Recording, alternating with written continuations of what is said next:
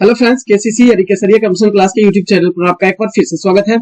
Friends, biology और chemistry के बाद आपको एनसीईआरटी का 350 प्लस एमसीक्यूज क्वेश्चन जो है वो हम भौतिक विज्ञान का यानी फिजिक्स का लेके आए हैं, और जितना संभव हो सकता था हमसे उतना हम इससे टिपिकल से टिपिकल क्वेश्चन एनसीईआरटी का आपके लिए हम सर्च करके लाए हैं और आपको प्रोवाइड करवा रहे हैं। फ्रेंड्स, केवल आपको करना यह है कि एनसीईआरटी का ये जो बेस है उस चीज को आपको समझना है, उस कंसेप्ट को आपको समझना है, ताकि आपको यह परीक्षा से पहले का फुल्ली रिवीजन हो सके। और फ्रेंड्स, एक बात की एग्जामिनेशन हॉल में जो एनसीईआरटी का क्वेश्चन होता है, अदर जो बुक होता है उससे तो क्वेश्चन हेर फेर करके पूछा जाता है, लेकिन एनसीईआरटी का जो क्वेश्चन होता है ना, वो बुक में वहां एग्जामिनेशन हॉल में आपको हूबहू उतार कर दिया हुआ रहता है। तो फ्रेंड्स, परीक्षा के पहले का एक बार जरूर इसको रिवीजन कर लीजिएगा। और यह स्टेट लेवल एग्जाम जो भी आपका आ जाता है, बीपीएससी लेवल तक का पीटी का, दरोगा का, रेलवे और अदर एग्जाम कंपटीशन का जो होता है, वो सारा चीज में आपको फायदा करेगा। फ्रेंड्स, आपको बता दें कि यह क्लास 6 से लेकर आपको क्लास 12 तक का एनसीईआरटी जो हमसे हो पाया है संभव, वो हम आपको यहाँ पे लेके आए हैं। आपको बता दें फ्रेंड्स कि इसका पीडीएफ भी अवेलेबल है, लेकिन पीडीएफ अवेलेबल सिर्फ साइंस पोर्शन का हम कर रहे हैं, बायोलॉजी का, केमिस्ट्री का और फिजिक्स का। इन तीनों का पीडीएफ जो है हम आपको पर्सनली प्राइवेटली व्हाट्सएप पर हम सेंड करेंगे, अगर आप चाहते हैं तो। अगर इसका पीडीएफ आप चाहते हैं विथ आंसर के साथ, तो हमारा व्हाट्सएप नंबर जो है वो यह नंबर दिया हुआ है 7717753755। ये हमारा व्हाट्सएप नंबर है फ्रेंड्स, और ये व्हाट्सएप नंबर को सेव कर लीजिएगा अगर पीडीएफ चाहिए तो। और इस पर क्या है कि ये पीडीएफ जो है वो चूंकि क्वेश्चन की संख्या ज्यादा है और इसको मुझे करवाना पड़ा है, तो मेरा भी कुछ खर्च हुआ, तो आप इसके पीडीएफ के लिए 10 रुपया आपको देना पड़ेगा। और सबसे पहले व्हाट्सएप पे आपको ये नंबर सेव करके इसी नंबर पे पे फोन कर देना है 10 रुपया, और उसके बाद आपको यह स्क्रीनशॉट जो है पे फोन का वो व्हाट्सएप नंबर पर सेंड कर देना है। उसके बाद मैसेज कर देना है कि मुझे भौतिक विज्ञान का या बायोलॉजी का या केमिस्ट्री का मुझे चाहिए पीडीएफ, तो आपको व्हाट्सएप पर ही प्राइवेटली सेंड कर दिया जाएगा। फ्रेंड्स, तो व्हाट्सएप नंबर सेंड कर लीजिएगा, सेव कर लीजिएगा, और इसी पर आपको पे फोन भी करना है और स्क्रीनशॉट लेके इसी व्हाट्सएप नंबर पर भेज देना है, आपको पीडीएफ अवेलेबल हो जाएगा। अतः यही कारण है कि पीडीएफ अवेलेबल ऑन व्हाट्सएप हम यहाँ पे लिख चुके हैं। फ्रेंड्स, बता दें कि टेलीग्राम चैनल से भी आप हमसे जुड़ना चाहते हैं, क्योंकि हम जो सीरीज चला रहे हैं वो बीएसएससी का सीरीज चला रहे हैं पीटी के लिए, और साथ साथ मेंस के लिए भी, क्योंकि लेवल जो हम सिलेक्ट करके आपको दे रहे हैं एनसीईआरटी बेस्ड दे रहे हैं, जो आपका एग्जामिनेशन हॉल में देखने को क्वेश्चन मिलेगा।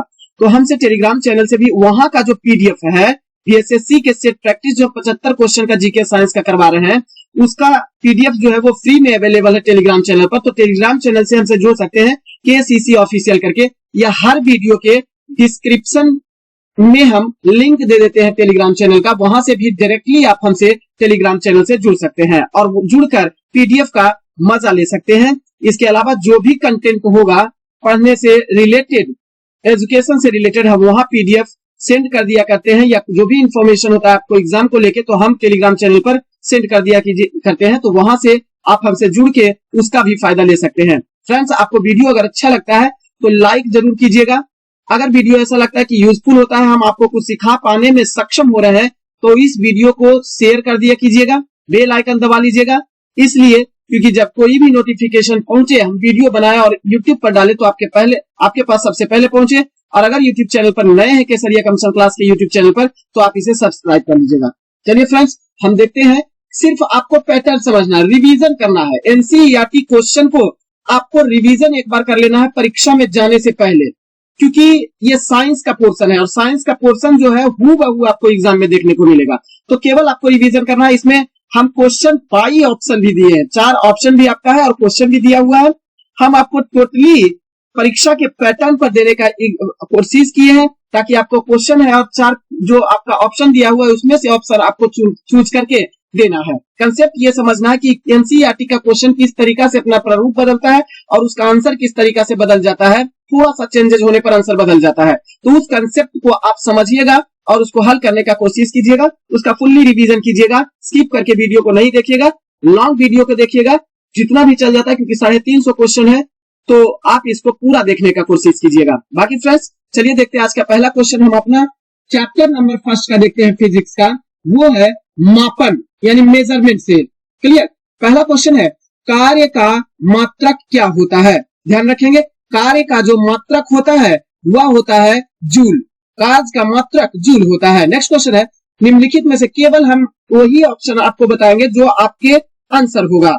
क्लियर। बाकी का एनालिसिस आप वीडियो में करते रहिएगा कि चारों ऑप्शन आप पढ़ने का कोशिश कीजिएगा और केवल हम यहाँ पे आंसर बोलेंगे, क्योंकि समय का अभाव है और उतना ही समय में 350 क्वेश्चन प्लस क्वेश्चन को आपको करके देना है। क्लियर।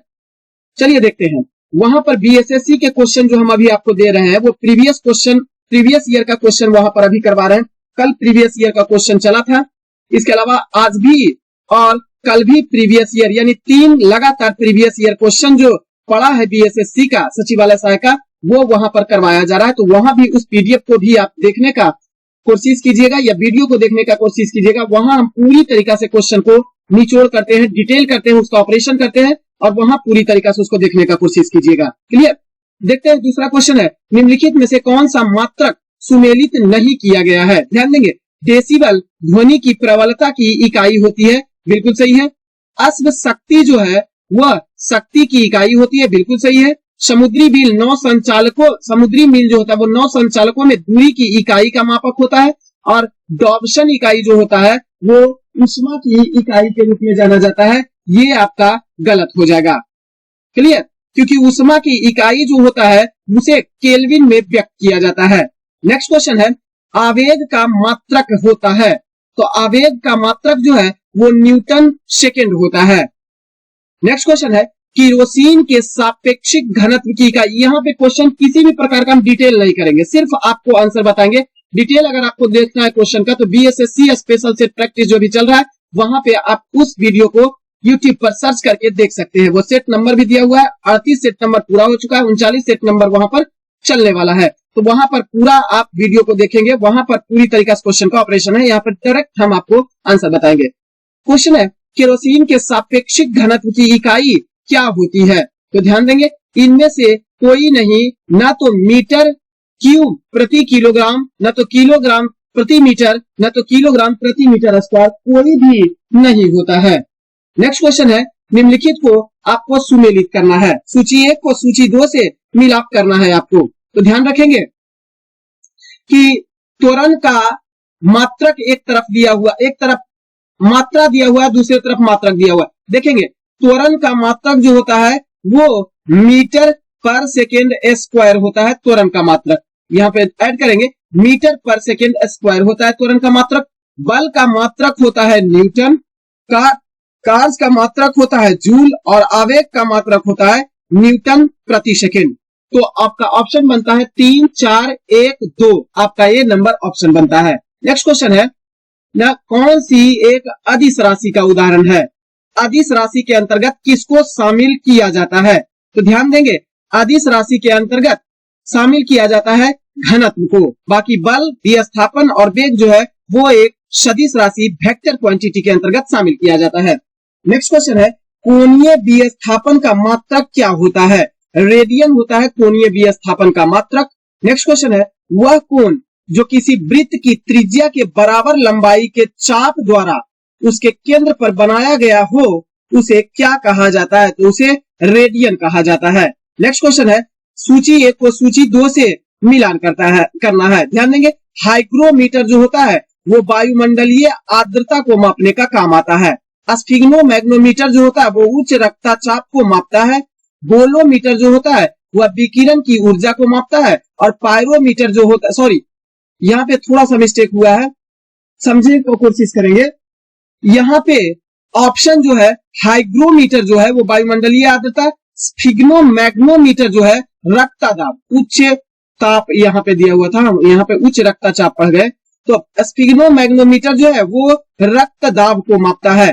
बोलोमीटर जो होता है वो आप समझेंगे कि विकिरण ऊर्जा का मात्रक होता है बोलोमीटर या मापक मशीन होता है बोलोमीटर, जबकि पायरोमीटर उच्च ताप का मात्रक होता है। तो आपका आंसर बनता है 2 4 1 3, 2 4 1 3, option number 1। Clear.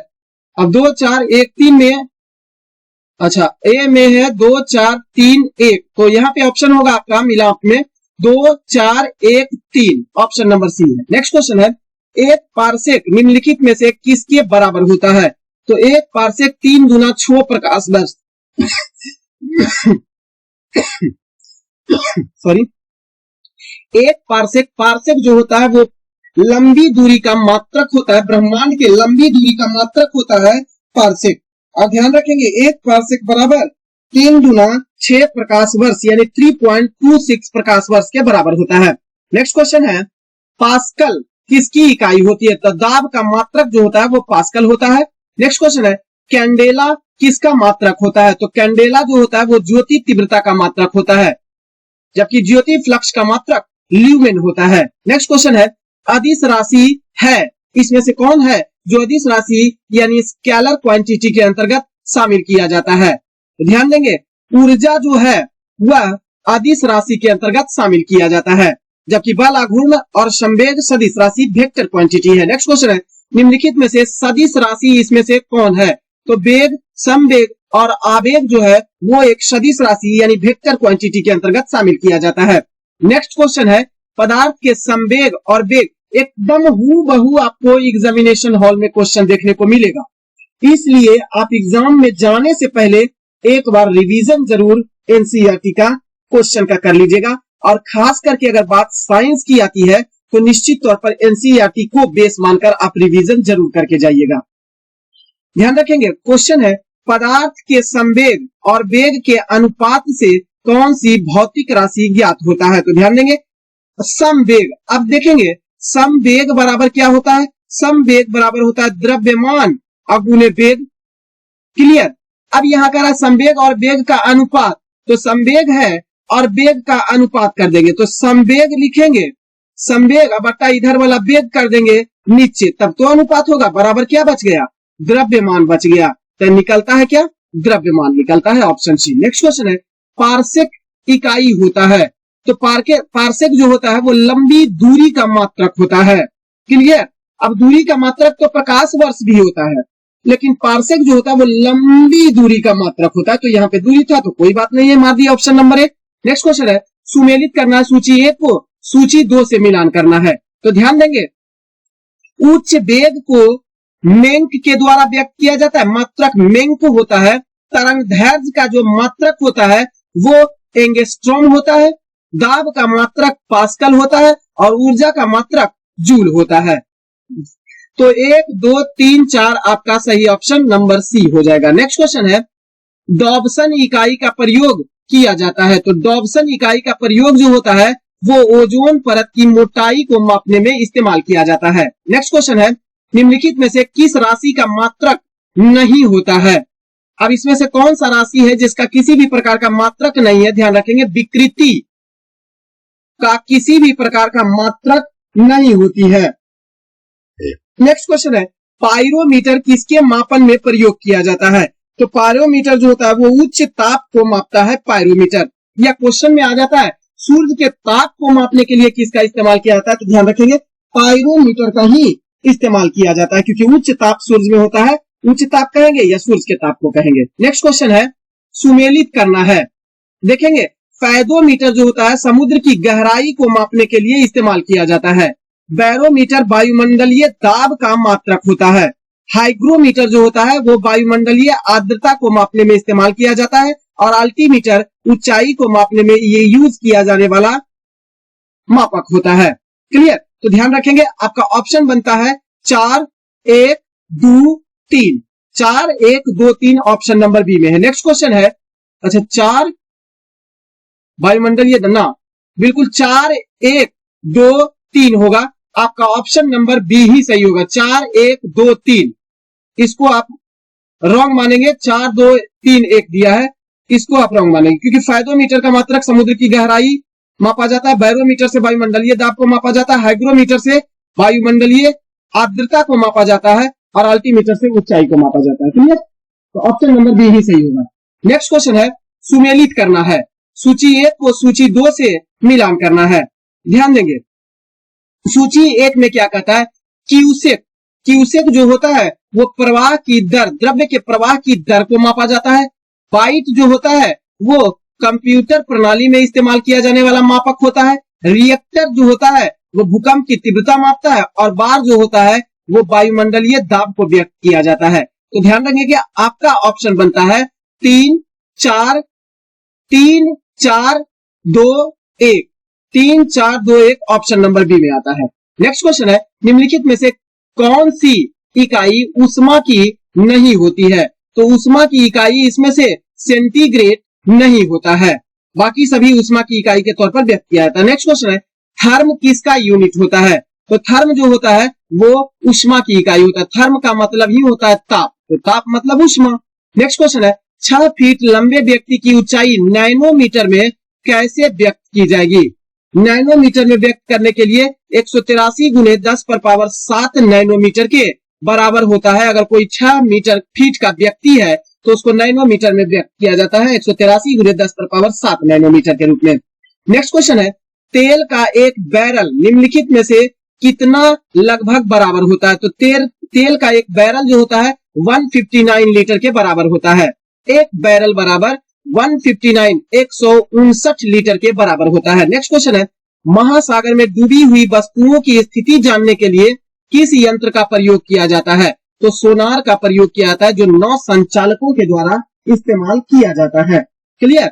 Next question है मैनोमीटर द्वारा किसकी माप किया जाता है? तो मैनोमीटर जो होता है वो गैसों के दाब को मापने में इस्तेमाल किया जाने वाला यंत्र होता है। नेक्स्ट क्वेश्चन है अब चैप्टर नंबर 2 में चलेंगे। चैप्टर नंबर 2 का है गति एवं बल, यानी मोशन एंड फोर्स से संबंधित क्वेश्चन आपको, और बेसिकली यह एनसीईआरटी का टोटल निचोड़ है। एनसीईआरटी में जो संभावित क्वेश्चन आपको साइंस में पूछा जाएगा वो बायोलॉजी, केमिस्ट्री और फिजिक्स में हम आपको करवा दे रहे हैं, और आपका काम बनता है कि एग्जाम में जाने से पहले इसका एक बार रिवीजन जरूर कर लीजिएगा।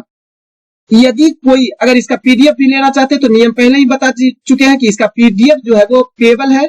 आप पे करके इसके पीडीएफ को 10 रुपया, ज्यादा नहीं 10 रुपया पे करके इसको आप आसानी से व्हाट्सएप पे मंगवा सकते हैं।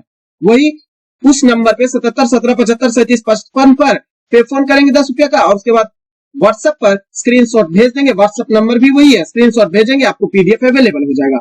क्वेश्चन है यदि कोई वस्तु गमन करते हुए अपने प्रारंभिक बिंदु पर पहुंच जाए तो अंतिम विस्थापन क्या होता है? अंतिम विस्थापन 0 हो जाता है। नेक्स्ट क्वेश्चन है गति का द्वितीय समीकरण कौन सा होता है? ध्यान रखेंगे गति का द्वितीय समीकरण s बराबर ut plus half eighty square के रूप में व्यक्त किया जाता है, जबकि पहला नियम v बराबर u प्लस एटी होता है। गति का पहला नियम होता है, जबकि तीसरे नियम की अगर, ये तो द्वितीय नियम हो गया, तीसरे नियम की अगर यदि जो हम बात करते हैं तो v स्क्वायर, तीसरा नियम v स्क्वायर बराबर u स्क्वायर प्लस 2as, यह गति का तीसरा नियम होता है। क्लियर? नेक्स्ट क्वेश्चन है किसी लटके हुए कालीन को जब छड़ी से पीटा जाता है तो धूल के कण उससे बाहर निकल जाते हैं, ऐसा किस लिए होता है? तो जड़त्व के कारण। अब देखेंगे जड़त्व का नियम क्या कहता है। जड़त्व जो होता है वो अपने स्थिति को बरकरार रखने के लिए जरूरी होता है। जिस अवस्था में जो वस्तु है वो अपनी अवस्था को बनाए रखना चाहती है उसे ही जड़त्व का नियम कहता है। अब अगर कोई गति अवस्था में तो गति अवस्था को बनाए रखना चाहेगी, अगर कोई स्थिर अवस्था में तो स्थिर अवस्था में बनाए रखेगी। और ध्यान देंगे कालीन जो है उसमें मिट्टी का जो धूल है, जो आपको धूल का कण है वो स्थितिज अवस्था में है, लेकिन जैसे ही कालीन पर जब छड़ी मारते हैं तो कालीन तो गति अवस्था में आ जाता है। कालीन पर जब छड़ी मारते हैं तो छड़ी के बल से कालीन आगे चल जाता है, गति अवस्था में हो जाता है। अब बेचारा धूल जो होता है वो सोचते रह जाता है कि हम तो स्थिर रहेंगे, मुंह ताकते रह जाता है, कालीन आगे बढ़ जाता है और धूल जो होता है वह नीचे गिर जाता है। वही स्थिर रहना चाहता है, अपने जड़त्व को बनाए रखना चाहता है तो वो नीचे गिर जाता है, इसलिए उसको खींचते नहीं है। कालीन मोटा मोटा गेंदरा है तो उसको क्या करते हैं, पीट पीट के उसको गति ला देते हैं और उसमें मौजूद जो धूल कण होता है उसको वहीं पर गिरा देते हैं। नेक्स्ट क्वेश्चन है निम्नलिखित कथनों पर विचार कीजिए।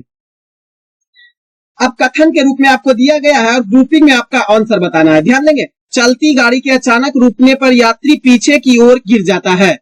जड़त्व के कारण, बिल्कुल सही है, जड़त्व के कारण पीछे की ओर गिर जाता है, क्योंकि वो तो गति अवस्था में होता है और एकाएक अगर यदि जो रुक गया तो वह रुक क्या जाएगा, रुक जाएगा एकाएक, तो वह पीछे की ओर नहीं। इसमें क्या है कि चलती गाड़ी के अचानक रुकने पर व्यक्ति आगे की ओर गिर जाता है। व्यक्ति जो होता है वो आगे की ओर गिर जाता है। अचानक चल देने, जब गाड़ी अचानक चल देगी तब पीछे की ओर वह झुक जाता है, तो ये आपका बिल्कुल ही गलत हो जाएगा। दूसरा में बंदूक पीछे की ओर झटका मारती है क्रिया प्रतिक्रिया के कारण, बिल्कुल सही है, दूसरा तो बिल्कुल सही है। खेल कूद में ऊंची कूद वाले खिलाड़ी के गिरने के लिए भूमि पर बालू का ढेर बिछाया जाता है जड़त्व उत्पन्न करने के लिए, नहीं, ऐसा नहीं होता। तो आपका जो आंसर बनता है वह केवल 2 आंसर बनेगा। ऑप्शन नंबर सी आपका बनेगा, केवल 2 बनेगा, सही है। आपका यहाँ पे 2 दिया हुआ है, इसको गलत मानेंगे, ऑप्शन नंबर 2 इसमें बिल्कुल सही है। क्लियर। नेक्स्ट क्वेश्चन है, क्रिकेट खिलाड़ी तीव्र गति से आती हुई गेंद को कैच करने के लिए अपने हाथों को पीछे हटाता है। अब देखेंगे पीछे क्यों हटाता है। गेंद के संवेग का परिवर्तन दर कम हो जाए जिससे चोट नहीं पहुंचे। ऑप्शन बी कहता है गेंद के नीचे आने पर उसका भार कम होने लगता है जिससे हाथों को चोट नहीं लगती है। ऑप्शन सी कहता है कुछ खिलाड़ी अपने हाथों को इसलिए पीछे हटाते हैं जिससे उनके खेलने का स्टाइल नया बन जाता है। ये तो बिल्कुल विचारणीय ही नहीं है। ऑप्शन डी कहता है ताकि खिलाड़ी मजबूती से गेंद को पकड़ सके। ये भी विचारणीय नहीं है। विचारणीय है गेंद के संवेग का परिवर्तन दर कम हो जाए जिससे चोट नहीं पहुंचे। ये आपका बिल्कुल ही सही होता है। नेक्स्ट क्वेश्चन है, मनुष्य जब नदी के किनारे नाव से बाहर कूदता है तो नाव क्या होता है, नाव पीछे की ओर हट जाता है। नाव पीछे की ओर, ये किसके कारण, क्रिया प्रतिक्रिया, एक्शन रिएक्शन, एक्शन रिएक्शन के कारण ऐसा संभव हो पाता है। नेक्स्ट क्वेश्चन है, न्यूटन का प्रथम नियम किस राशि को परिभाषित करती है। तो न्यूटन का प्रथम नियम जो होता है वो बल को परिभाषित करती है और कहता है बल वह भौतिक कारण है जो अपनी अवस्था को बनाता है या बनाए रखने की चेष्टा करता है। इसे ही जड़त्व का नियम भी कहा जाता है। नेक्स्ट क्वेश्चन है, प्रक्षेप्य गति परवलयाकार में दीर्घतम परास प्राप्त करने के लिए लंबी कूद वाले खिलाड़ी को किस कोण पर कूदना होगा। तो जब वह 45 डिग्री के कोण पर अगर वह कूदता है तो ऐसे स्थिति में वह लंबी दूरी तय करता है। अब ध्यान रखेंगे इसी में क्वेश्चन पूछता है, अगर कोई बैट्समैन, क्रिकेट बैट्समैन अगर सिक्सर मारना चाहता है, सिक्स मारना चाहता है, लंबा सिक्स मारना चाहता है तो 45 डिग्री के एंगल से मारेगा तो लंबा सिक्स जाएगा। लेकिन अगर कोई ऊंचाई मारना चाहता है तो ऐसे स्थिति में वो 90 डिग्री पर मारेगा तो आकाश में ऊंचाई ज्यादा प्राप्त करेगा। क्लियर। तो आपका ऑप्शन बनता है यहाँ पे ए, लंबी कूद के लिए लंबा जाना है तो 45 डिग्री पर। नेक्स्ट क्वेश्चन है, शून्य से स्वतंत्र रूप से गिरने वाली वस्तु में क्या होता है। तो इसमें समान त्वरण होता है। नेक्स्ट क्वेश्चन है, अश्व यदि एकाएक चलना प्रारंभ कर दे तो अश्वरोही के गिरने की आशंका का कारण क्या होता है। तो वही विश्राम का जड़त्व। अब वह विश्राम के जड़त्व के कारण क्या हुआ, विश्राम का जड़त्व के कारण यह हुआ कि वह विश्राम अवस्था में और अपने जड़त्व अवस्था को बनाए हुए था, लेकिन घोड़ा एकाएक आगे बढ़ गया तो उस पर बैठा हुआ अश्वरोही पीछे की ओर गिर जाता है। नेक्स्ट क्वेश्चन है, चलती हुई बस जब अचानक ब्रेक लगाती है तो उसमें बैठे हुए यात्री आगे, हाँ ये क्वेश्चन बिल्कुल सही, आगे की दिशा में गिरते हैं। इसको किसके द्वारा समझाया जा सकता है, आगे की ओर गिरते हैं। जड़त्व का ही नियम यह होता है क्योंकि गति अवस्था में है, बल का परिभाषित करता है। अब वह बस जो है वह चल रही है और उसके साथ बैठा हुआ व्यक्ति भी गतीय अवस्था में है। एकाएक ब्रेक लग गई तो वह गतीय अवस्था को छोड़कर वह पीछे की ओर गिर जाता है। यह होता है न्यूटन के तीसरे गति नियम के कारण। न्यूटन के तीसरे गति नियम के कारण यह संभव हो पाता है। एक्शन और रिएक्शन होता है। क्लियर। अच्छा, ये जो है आगे की दिशा की ओर घुस जाता है, गिर जाता है, तो इसका मतलब है न्यूटन का पहला गति नियम होगा। ऑप्शन में है न्यूटन का पहला गति नियम यह होगा। नॉट, ये आंसर भी गलत लगाया हुआ है। तो आपका बी नंबर आंसर आपका सही होगा, न्यूटन का पहला गति नियम, क्योंकि गतीय अवस्था में है और वह अपनी अवस्था को बनाए रखना चाहेगी। तो वह क्या करता है, जब एकाएक ब्रेक लगता है तो एकाएक ब्रेक लगने के बाद चल रहा है, एकाएक ब्रेक लगता है तो ऐसे स्थिति में वो आगे की ओर रुक जाता है। क्यों? क्योंकि गति अवस्था में है और अपनी अवस्था को बनाए रखना चाहती है, इसलिए वो आगे की दिशा में गिर जाता है। नेक्स्ट क्वेश्चन है, न्यूटन के गति का पहला नियम जाना जाता है। न्यूटन के गति का पहला नियम जो होता है उसे जड़त्व का नियम या गैलीलियो का नियम भी कहा जाता है। ध्यान रखेंगे, गैलीलियो का नियम भी कहा जाता है। क्लियर? नेक्स्ट क्वेश्चन है, वॉशिंग मशीन, प्रक्षालन मशीन जिसे कहा जाता है, ये भी टर्म याद रखेंगे। वॉशिंग मशीन या प्रक्षालन मशीन का कार्य सिद्धांत होता है, किस सिद्धांत पर कार्य करता है? तो अब केंद्रीय बल के सिद्धांत पर कार्य करता है। नेक्स्ट क्वेश्चन है, एक व्यक्ति एक संवेदनशील तराजू पर खड़ा है, यदि वह गहरी सांस अंदर लेता है तो तराजू की रीडिंग जो होती है वह क्या होती है?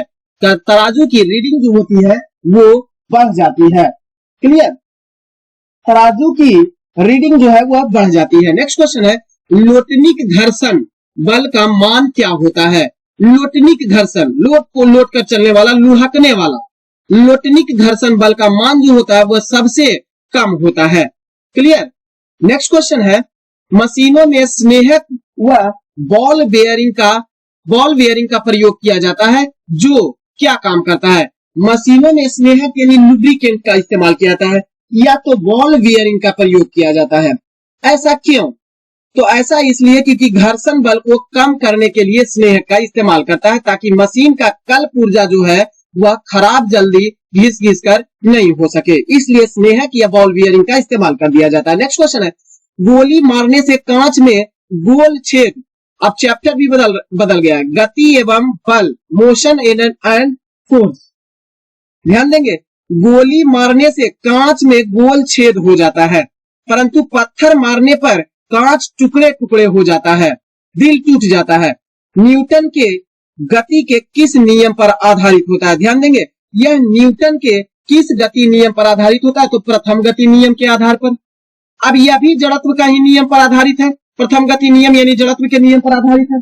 ध्यान रखेंगे कि जब एक छोटा सा छेद होता है, गोली मारा जाता है तो छोटा सा छेद होता है, कहने का मतलब वह जब तक वह अपने अवस्था पर, कांच में जब गोली मारा जाता है तो इतना तेज गति से वह गोली जाता है कि कांच के बाकी का हिस्सा को पता भी नहीं लगता है कि हमें गोली भी लगा है। यानी जब तक हरकत होता उस कांच में तब तक वह गोली पार कर चुकी होती है, जिस कारण से उसे पता ही नहीं लगता है, गोली छेद करके बाहर निकल जाता है। लेकिन जैसे ही एक मोटा पत्थर मारते हैं तो क्या होता है कि पूरे का पूरा कांच को यह पता लग जाता है कि कोई मोटा पत्थर आया है और वह टुकड़े टुकड़े हो जाता है। तो यह प्रथम गति नियम से संभव होता है। नेक्स्ट क्वेश्चन है, जब 2 किलोग्राम वाले द्रव्यमान पर 5 न्यूटन का बल लगाया जाता है तो उत्पन्न होने वाला जो त्वरण होगा वह क्या होगा? तो 2.5 मीटर होगा। न्यूटन जो त्वरण होगा वह 2.5 मीटर होगा, 5/2 कर दीजिए, 2.5 मीटर पर सेकेंड स्क्वायर होगा। क्लियर? नेक्स्ट क्वेश्चन है, रॉकेट ... के सिद्धांत पर कार्य करता है। रॉकेट जो होता है वो किस सिद्धांत पर कार्य करता है? तो संवेग संरक्षण के सिद्धांत पर कार्य करता है रॉकेट। नेक्स्ट क्वेश्चन है, इलेक्ट्रॉन का नाभिक के चारों ओर घूमना आधारित होता है, किस पर आधारित होता है? तो अभिकेंद्रीय बल। अभिकेंद्रीय का मतलब क्या होता है? परिधि से केंद्र की ओर जो बल लगता है, परिधि से केंद्र की ओर जो बल लगता है उसे ही कहा जाता है अभिकेंद्रीय बल, जबकि केंद्र से परिधि की ओर जो बल लगता है उसे अपकेंद्रीय बल कहा जाता है। तो इलेक्ट्रॉन का नाभिक के चारों ओर चक्कर लगाना, नाभिक मजबूत होता है केंद्र में, तो बाहर से अंदर की ओर एक बल लगाया जाता है, तभी इलेक्ट्रॉन जो होता है वो चारों कक्षा में, बाहर कक्षा में चक्कर लगाता रहता है। क्लियर? नेक्स्ट क्वेश्चन है, प्रथम श्रेणी के उत्तोलक में क्या होता है? तो प्रथम श्रेणी के उत्तोलक में आलंब जो होता है वो आयास और भार के बीच में स्थित होता है। ऑप्शन नंबर ए आपका बिल्कुल सही है। क्लियर? जबकि द्वितीय श्रेणी के उत्तोलक में भार बीच में हो जाता है और एक तरफ आलंब और दूसरी तरफ आयास हो जाता है, जबकि तृतीय श्रेणी के उत्तोलक में आयास बीच में हो जाता है और एक तरफ आलंब और दूसरी तरफ भार होता है। नेक्स्ट क्वेश्चन है, सरौता किस प्रकार के उत्तोलक का उदाहरण है? ध्यान देंगे, द्वितीय श्रेणी के उत्तोलक का उदाहरण है सरौता, नींबू निचोड़ने का मशीन, ये सभी द्वितीय श्रेणी के उत्तोलक होते हैं जिसमें भार बीच में होता है और एक तरफ आलंब और दूसरा तरफ होता है भार, एक तरफ आलंब और दूसरा तरफ आयास। क्लियर। नेक्स्ट क्वेश्चन है तृतीय श्रेणी का उत्तोलक। अब तृतीय श्रेणी का उत्तोलक में क्या होता है, आयास, आयास जो होता है, यानी आप कह सकते हैं इफोर्ट, इफोर्ट बीच में होता है और एक तरफ होता है बेट, एक तरफ बेट होता है यानी भार होता है और दूसरे तरफ आलंब होता है। यह तृतीय श्रेणी का उत्तोलक कहलाता है। तो तृतीय श्रेणी के उत्तोलक के तहत मनुष्य का हाथ, हल, ये सभी को शामिल किया जाता है। नेक्स्ट क्वेश्चन है किस, अब चैप्टर नंबर नेक्स्ट है कार्य, ऊर्जा एवं शक्ति, वर्क, एनर्जी एंड पावर। अब क्वेश्चन है किसी निकाय पर बाह्य बल द्वारा किया गया कार्य जिस परिवर्तन के बराबर होता है वह कहलाता है कुल ऊर्जा कहलाता है। नेक्स्ट क्वेश्चन है कार्य का एसआई मात्रक क्या होता है। तो कार्य का एसआई मात्रक जो होता है वो जूल होता है। किसी वस्तु द्वारा किया गया कार्य क्या हो सकता है, ध्यान रखेंगे, किसी वस्तु के द्वारा किया गया कार्य जो है वह धनात्मक हो सकता है, वह शून्य हो सकता है, लेकिन कभी भी ऋणात्मक नहीं हो सकता है। किसी वस्तु द्वारा किया गया कार्य जो होता है, कार्य कभी भी ऋणात्मक के रूप में नहीं होता है। तो आप ध्यान रखेंगे, इसका ऑप्शन बनाएंगे ए और बी बिल्कुल सही है, सी इसमें नहीं होना चाहिए, option number D. Next question है 1 किलोवाट घंटा किस राशि का मात्रक होता है, ध्यान देंगे ऊर्जा का मात्रक होता है। नेक्स्ट क्वेश्चन है कार्य तथा शक्ति में क्या संबंध होता है। तो कार्य बराबर होता है शक्ति गुना समय, पावर इंटू टाइम होता है कार्य बराबर, क्लियर। नेक्स्ट क्वेश्चन है, अब इसमें क्वेश्चन पूछा था कार्य तथा शक्ति में अंतर। वैसे कार्य बराबर होता है, कार्य बराबर होता है बल गुने विस्थापन, कार्य बराबर बल गुने विस्थापन। तो कहेंगे कार्य बराबर शक्ति के बीच में संबंध है, तो शक्ति गुने समय कार्य बराबर होता है। नेक्स्ट क्वेश्चन है एक अश्व शक्ति किसके बराबर होता है, तो 746 वाट के बराबर होता है। नेक्स्ट क्वेश्चन है कार्य के अधिकतम मान के लिए थीटा का बल तथा विस्थापन की दिशाओं के मध्य के कोण का मान कितना होता है, 0 डिग्री होता है। ये सब टर्म को याद रखेंगे। नेक्स्ट क्वेश्चन है सूची 1 को सूची 2 के साथ मिलान करना है आपको, ध्यान रखेंगे। लाउड स्पीकर जो होता है वो विद्युत ऊर्जा से ध्वनि ऊर्जा में रूपांतरित कर देता है। परमाणु बम जो होता है वो रासायनिक ऊर्जा से नाभिकीय ऊर्जा में बदलता है। डायनेमो जो होता है वो यांत्रिक ऊर्जा को विद्युत ऊर्जा में बदल देता है, जबकि ट्रांसमीटर विद्युत ऊर्जा को से विद्युतीय चुंबकीय ऊर्जा में रूपांतरित कर देता है। तो ऑप्शन बनता है 3, 4, 2, 1, option number B. Next question है ऊर्जा संरक्षण का आशय है कि डॉट ऊर्जा का सृजन और विनाश होता है, ऊर्जा का सृजन और विनाश होता है, गलत है। ऊर्जा का सृजन हो सकता है, गलत है, केवल ऊर्जा का सृजन ही होता है। नेक्स्ट है ऊर्जा का सृजन नहीं हो सकता है परंतु विनाश हो सकता है। ध्यान देंगे ऊर्जा संरक्षण का आशय है कि ऊर्जा का ना तो सृजन हो सकता है और ना ही इसका विनाश हो सकता है, ऊर्जा एक रूप से दूसरे रूप में ट्रांसफर होती है, क्लियर। नेक्स्ट क्वेश्चन है चाबी भरी हुई घड़ी में कौन सी ऊर्जा होती है, तो वह यांत्रिक ऊर्जा का उदाहरण है। नेक्स्ट क्वेश्चन है पवन ऊर्जा में ऊर्जा का कौन सा रूप विद्युत ऊर्जा में परिवर्तित होता है, ध्यान देंगे वह गतिज ऊर्जा है। पवन में गति के कारण ही वह विद्युत ऊर्जा के रूप में रूपांतरित होता है। नेक्स्ट क्वेश्चन है कार्य, ऊर्जा एवं शक्ति, वर्क, एनर्जी एंड पावर से क्वेश्चन था। क्वेश्चन है घड़ी के स्प्रिंग में भंडारित ऊर्जा है, घड़ी के स्प्रिंग में भंडारित ऊर्जा जो है वो स्थितिज ऊर्जा है।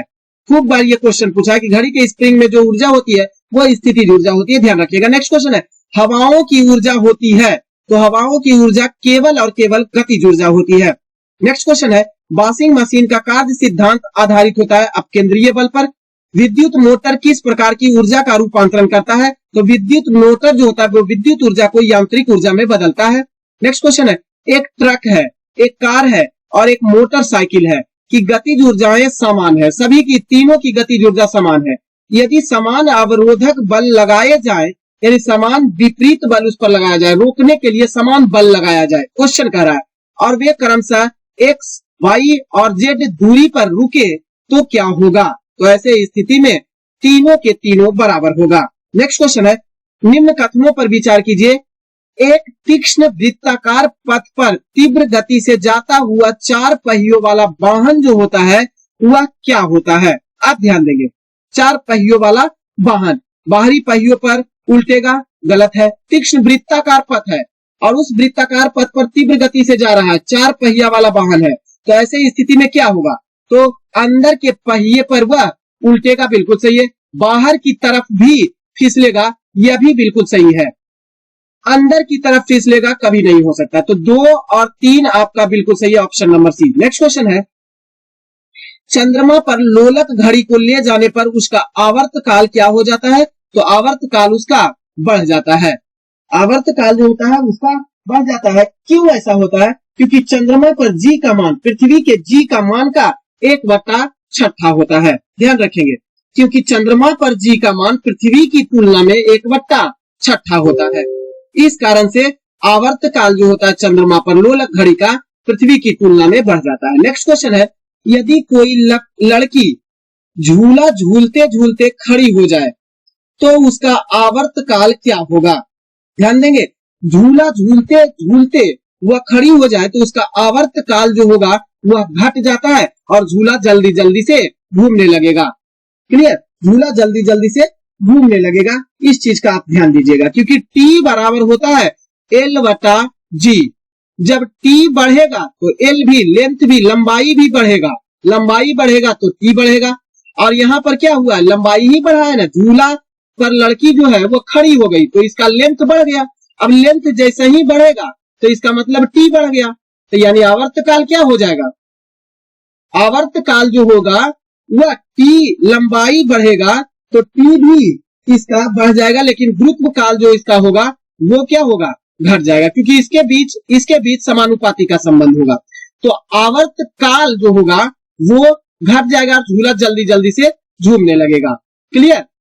नेक्स्ट क्वेश्चन है, झूला झूलने वाला, ध्यान रखेंगे, झूला झूलने वाली लड़की की बगल में कोई दूसरी लड़की अगर आकर बैठ जाए तब आवर्तकाल पर क्या प्रभाव पड़ेगा? कोई प्रभाव नहीं पड़ेगा, क्योंकि आवर्तकाल पर द्रव्यमान का कोई भी प्रभाव नहीं पड़ता है। नेक्स्ट क्वेश्चन है, यदि लोलक घड़ी उपग्रह पर ले जाया जाए तो आवर्तकाल क्या हो जाएगा? तो जब लोलक घड़ी उपग्रह पर ले जाया जाता है तो उसका आवर्तकाल अनंत हो जाएगा। नेक्स्ट क्वेश्चन है, सौर या प्रकाश ऊर्जा को विद्युत ऊर्जा में रूपांतरित कौन करता है? ध्यान रखेंगे, वह काम सोलर सेल के द्वारा किया जाता है। सौर सेल के द्वारा किया जाता है, जो सौर ऊर्जा को विद्युत ऊर्जा में बदल देता है। नेक्स्ट क्वेश्चन है, माइक्रोफोन द्वारा ध्वनि ऊर्जा का रूपांतरण होता है। तो माइक्रोफोन जो होता है माइक्रोफोन जो होता है वो ध्वनि ऊर्जा को विद्युत ऊर्जा में बदल देता है। नेक्स्ट क्वेश्चन है, अश्व शक्ति निम्नलिखित में से किसके मात्रक होते हैं? तो अश्व शक्ति जो होते हैं वो शक्ति का मात्रक होता है। नेक्स्ट क्वेश्चन है, यदि किसी वस्तु का संवेग दोगुना कर दिया जाए तो गतिज ऊर्जा कितनी हो जाएगी? तो गतिज ऊर्जा 4 गुनी हो जाती है। क्लियर? गतिज ऊर्जा जो होगी वो 4 गुनी हो जाती है। नेक्स्ट क्वेश्चन है, सितार उपकरण किस प्रकार की ऊर्जा का रूपांतरण होता है? तो सितार उपकरण जो होता है वो यांत्रिक ऊर्जा को ध्वनि ऊर्जा में बदल देता है। नेक्स्ट क्वेश्चन है, किसी वस्तु का द्रव्यमान दोगुना करने पर वस्तु की गतिज ऊर्जा कितनी हो जाती है? गतिज ऊर्जा बराबर होता है mgh। तो अगर किसी का द्रव्यमान दुगुना कर दिया जाए तो गतिज ऊर्जा जो होता है वो दुगनी हो जाती है। नेक्स्ट क्वेश्चन है, बांध बनाकर इकट्ठा किए गए पानी की ऊर्जा है। बांध बनाकर पानी को इकट्ठा कर दिया जाएगा, अब उसके पानी की ऊर्जा जो है वह क्या हो जाएगी? स्थिर हो जाएगी, तो उसकी ऊर्जा भी स्थितिज ऊर्जा कहलाएगी। नेक्स्ट क्वेश्चन है, विकिरण के गुण निर्भर करते हैं, किस पर निर्भर करते हैं? तो उसके तरंगदैर्घ्य ऊर्जा पर निर्भर करता है विकिरण का गुण। नेक्स्ट क्वेश्चन है, रासायनिक ऊर्जा का विद्युत ऊर्जा में रूपांतरण किस उपकरण के द्वारा होता है? तो रासायनिक ऊर्जा को विद्युत ऊर्जा में बदलता है हमारा कौन? तो वह होता है विद्युतीय सेल, बैटरी जिसको कहते हैं। नेक्स्ट क्वेश्चन है, इंजन किस प्रकार की ऊर्जा का रूपांतरण करता है? तो इंजन जो होता है वो उष्मा ऊर्जा को यांत्रिक ऊर्जा में बदलता है। नेक्स्ट क्वेश्चन है, दो समान द्रव्यमान की वस्तुओं की गतिज ऊर्जाओं का अनुपात 4:9 है, तो उनके वेगों का अनुपात कितना हो जाएगा? ध्यान देंगे, वेग का अनुपात 2:4 3 हो जाता है, क्योंकि रूट में बदल जाएगा, वेग का अनुपात रूट हो जाएगा, तो 3 हो जाएगा। नेक्स्ट क्वेश्चन है, एक गोली टकराती है और एक अनुप्रस्थ घर्षणहीन मेज पर पड़े एक ठोस ब्लॉक में धंस जाती है। इस प्रक्रिया में कौन सी राशि सुरक्षित है? ध्यान देंगे, इसमें केवल संवेग सुरक्षित होता है। नेक्स्ट क्वेश्चन है, एक मकान की छत से भूमि की ओर एक पत्थर गिराया जाता है, उस पत्थर की गतिज ऊर्जा यानी काइनेटिक एनर्जी ऊर्जा अधिकतम कब होगी? तो अधिकतम जो होगी वह भूमि पर पहुंचने के ठीक तुरंत पहले जो होगी उसकी काइनेटिक एनर्जी अधिकतम बनेगी। नेक्स्ट क्वेश्चन है, गुरुत्वीय, अब यहां से चैप्टर बदल गया और चैप्टर है गुरुत्वाकर्षण यानी ग्रेविटेशन। क्वेश्चन है, गुरुत्वीय विभव यानी ग्रेविटेशनल पोटेंशियल का मान सदैव होता है, ऋणात्मक होता है। नेक्स्ट क्वेश्चन है, पिंड का भार क्या होता है? तो पिंड का भार ध्यान रखेंगे कि ध्रुवों पर अधिक होता है और विषुवत रेखा पर कम होता है, तो ऑप्शन नंबर ए बनता है, ध्रुव पर सर्वाधिक होता है। नेक्स्ट क्वेश्चन है, निर्वात में अंतरिक्ष यात्री सीधे खड़े नहीं हो पाता, क्यों ऐसा होता है? क्योंकि गुरुत्वीय तो गुरुत्व नहीं पाया जाता है, जिस कारण से वह स्थिर नहीं खड़ा हो सकता है, सीधे नहीं खड़ा हो सकता है। नेक्स्ट क्वेश्चन है, पृथ्वी का पलायन वेग कितना होता है? तो पृथ्वी का पलायन वेग 11.2 किलोमीटर पर सेकेंड होता है। अगर किसी वस्तु को पृथ्वी के सतह से 11.2 किलोमीटर पर सेकेंड की गति से ऊपर अगर फेंका जाए तो वापस वह पृथ्वी पर कभी भी नहीं आता है, वह पलायन कर जाता है और यही पृथ्वी का पलायन वेग कहलाता है। नेक्स्ट क्वेश्चन है, भूतुल्यकालिक उपग्रह के परिक्रमण की अवधि होती है, वह होती है 24 घंटा का। नेक्स्ट क्वेश्चन है, गुरुत्वाकर्षण नियम का प्रतिपादन किसने किया था? न्यूटन ने किया था। एक अंतरिक्ष यात्री को उसके अंतरिक्ष यान में पृथ्वी की परिक्रमा करते समय अनुभव होता है, किस चीज का अनुभव होता है? तो भारहीनता की स्थिति उत्पन्न हो जाती है। नेक्स्ट क्वेश्चन है, लोलक घड़ियां गर्मियों में क्यों मंद हो जाती है? क्योंकि ग्रीष्म काल में लोलक की लंबाई में वृद्धि हो जाती है, जिससे इसके दोलन में लगा हुआ समय जो होता है वह बढ़ जाता है। वही T बराबर 2 पाई अंडर रूट L बटा G होता है। तो T का मान बढ़ा, L का मान अगर बढ़ा तो T का मान भी बढ़ गया। तो ऐसे स्थिति में लोलक की लंबाई बढ़ गई, जिसके कारण से दोलन में लगा हुआ समय भी क्या हो गया? बढ़ गया। अब जब समय में वृद्धि हो गया तो ऐसे स्थिति में लोलक की घड़ियां सुस्त हो जाती है या मंद हो जाती है। नेक्स्ट क्वेश्चन है, पीसा की झुकी हुई मीनार क्यों नहीं गिरती है? तो पीसा की झुकी हुई मीनार इसलिए नहीं गिरती है क्योंकि इसके गुरुत्व केंद्र में जाने वाली ऊर्ध्वाधर रेखा मीनार के तल के अंदर रहती है, यही कारण है कि वह झुकी होने के बावजूद भी नहीं गिरती है। नेक्स्ट क्वेश्चन है, पृथ्वी की परिक्रमा करता हुआ कोई उपग्रह इसलिए पृथ्वी पर नहीं गिरता क्योंकि पृथ्वी का आकर्षण बल जो है उसकी गति के लिए त्वरण प्रदान करता रहता है। नेक्स्ट क्वेश्चन है, चंद्रमा पर कोई वायुमंडल नहीं है क्योंकि इस पर गैस के अणुओं का पलायन वेग वर्ग माध्य मूल से कम होता है, इसलिए चंद्रमा पर कोई भी प्रकार का वायुमंडल नहीं है। नेक्स्ट क्वेश्चन है, यदि कोई उपग्रह पृथ्वी तल के अति निकट किसी कक्षा में परिक्रमा कर रहा है तो इसका कक्षीय वेग निर्भर करता है पृथ्वी की त्रिज्या पर। नेक्स्ट क्वेश्चन है, ऊंचाई से स्वतंत्र रूप से गिरती हुई वस्तु का भार होता है, क्या होता है? तो शून्य होता है। नेक्स्ट क्वेश्चन है, जब भू स्थिर उपग्रह छोड़ा जाता है तब यह गति करता है, तो यह गति जो होता है वो भूमध्य रेखा पर पश्चिम से पूर्व की ओर गति करता है जब कोई भू स्थिर उपग्रह छोड़ा जाता है तब। नेक्स्ट क्वेश्चन है, निम्नलिखित को सुमेलित करना है, सूची 1 को सूची 2 से मिलान करना है। ध्यान रखेंगे, वस्तु का भार अधिकतम होगा कहां पर? तो पृथ्वी की सतह पर अधिकतम होगा। ध्यान देंगे, वस्तु का भार घटता है कहां? तो पृथ्वी की सतह से ऊंचाई में वृद्धि होने पर वस्तु का भार घटता है।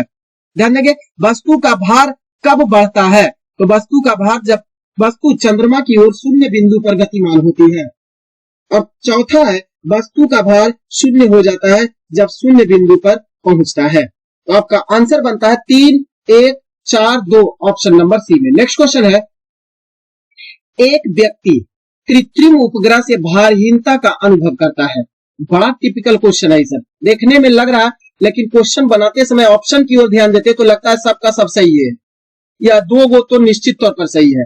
तो इसी केवल इसी कंसेप्ट के लिए आपको हम रिवीजन करने के लिए बोल रहे हैं कि कोई भी एग्जाम देने चाहिए तो एक बार कम से कम एनसीईआरटी का रिवीजन जरूर कीजिए। एक व्यक्ति, अब पढ़ने का तो समय एनसीईआरटी का है नहीं, अगर पढ़ने का रहता तो शुरू से ही एनसीईआरटी को पढ़ा जाता, लेकिन अब समय नहीं है, तो कम से कम एनसीईआरटी को जो भी क्वेश्चन अवेलेबल आपके पास है उसका एक बार रिवीजन जरूर कर लीजिएगा। एक व्यक्ति कृत्रिम उपग्रह से भारहीनता का अनुभव करता है क्योंकि पृथ्वी के कारण लगा आकर्षण बल है डैश, क्या है, तो अभी केंद्रीय बल के बराबर है, जिस कारण से कोई भी व्यक्ति कृत्रिम उपग्रह से भारहीनता का अनुभव करता है। नेक्स्ट क्वेश्चन है, भारहीनता यानी वेटलेसनेस होती है, कब होती है भाई, तो जब गुरुत्वाकर्षण की शून्य स्थिति होती है तब भारहीनता की स्थिति उत्पन्न होती है। नेक्स्ट क्वेश्चन है, दो उपग्रह पृथ्वी के चारों ओर समान वृत्तीय गति में गति कर रहे हैं, तब उनके समान होने का प्रतिबंध है, क्या है, तो चाल समान होने का कोई भी संभावना नहीं होता है। नेक्स्ट क्वेश्चन है, न्यूटन का पहला गति नियम किसने संकल्पित किया था, या पहला गति नियम क्या संकल्पना देता है, सॉरी, न्यूटन का पहला गति नियम संकल्पना देता है किसका, तो जड़त्व का, क्योंकि बल की परिभाषा देता है, या इसे जड़त्व का नियम भी कहा जाता है। क्लियर। नेक्स्ट क्वेश्चन, रॉकेट किस सिद्धांत पर कार्य करता है, तो रॉकेट जो होता है वो न्यूटन के तृतीय गति नियम एक्शन रिएक्शन पर कार्य करता है। नेक्स्ट क्वेश्चन है, यदि पृथ्वी का गुरुत्वाकर्षण बल अचानक लुप्त हो जाए तो निम्न में से कौन सा परिणाम नहीं हो सकता है, तो ध्यान देंगे, वस्तु का द्रव्यमान शून्य हो जाएगा परंतु द्रव्यमान वही रहेगा, यही चीज नहीं हो सकता, यही चीज सही है आपका, क्योंकि वस्तु का द्रव्यमान शून्य हो जाएगा परंतु द्रव्यमान जो होगा वही रहेगा। क्लियर।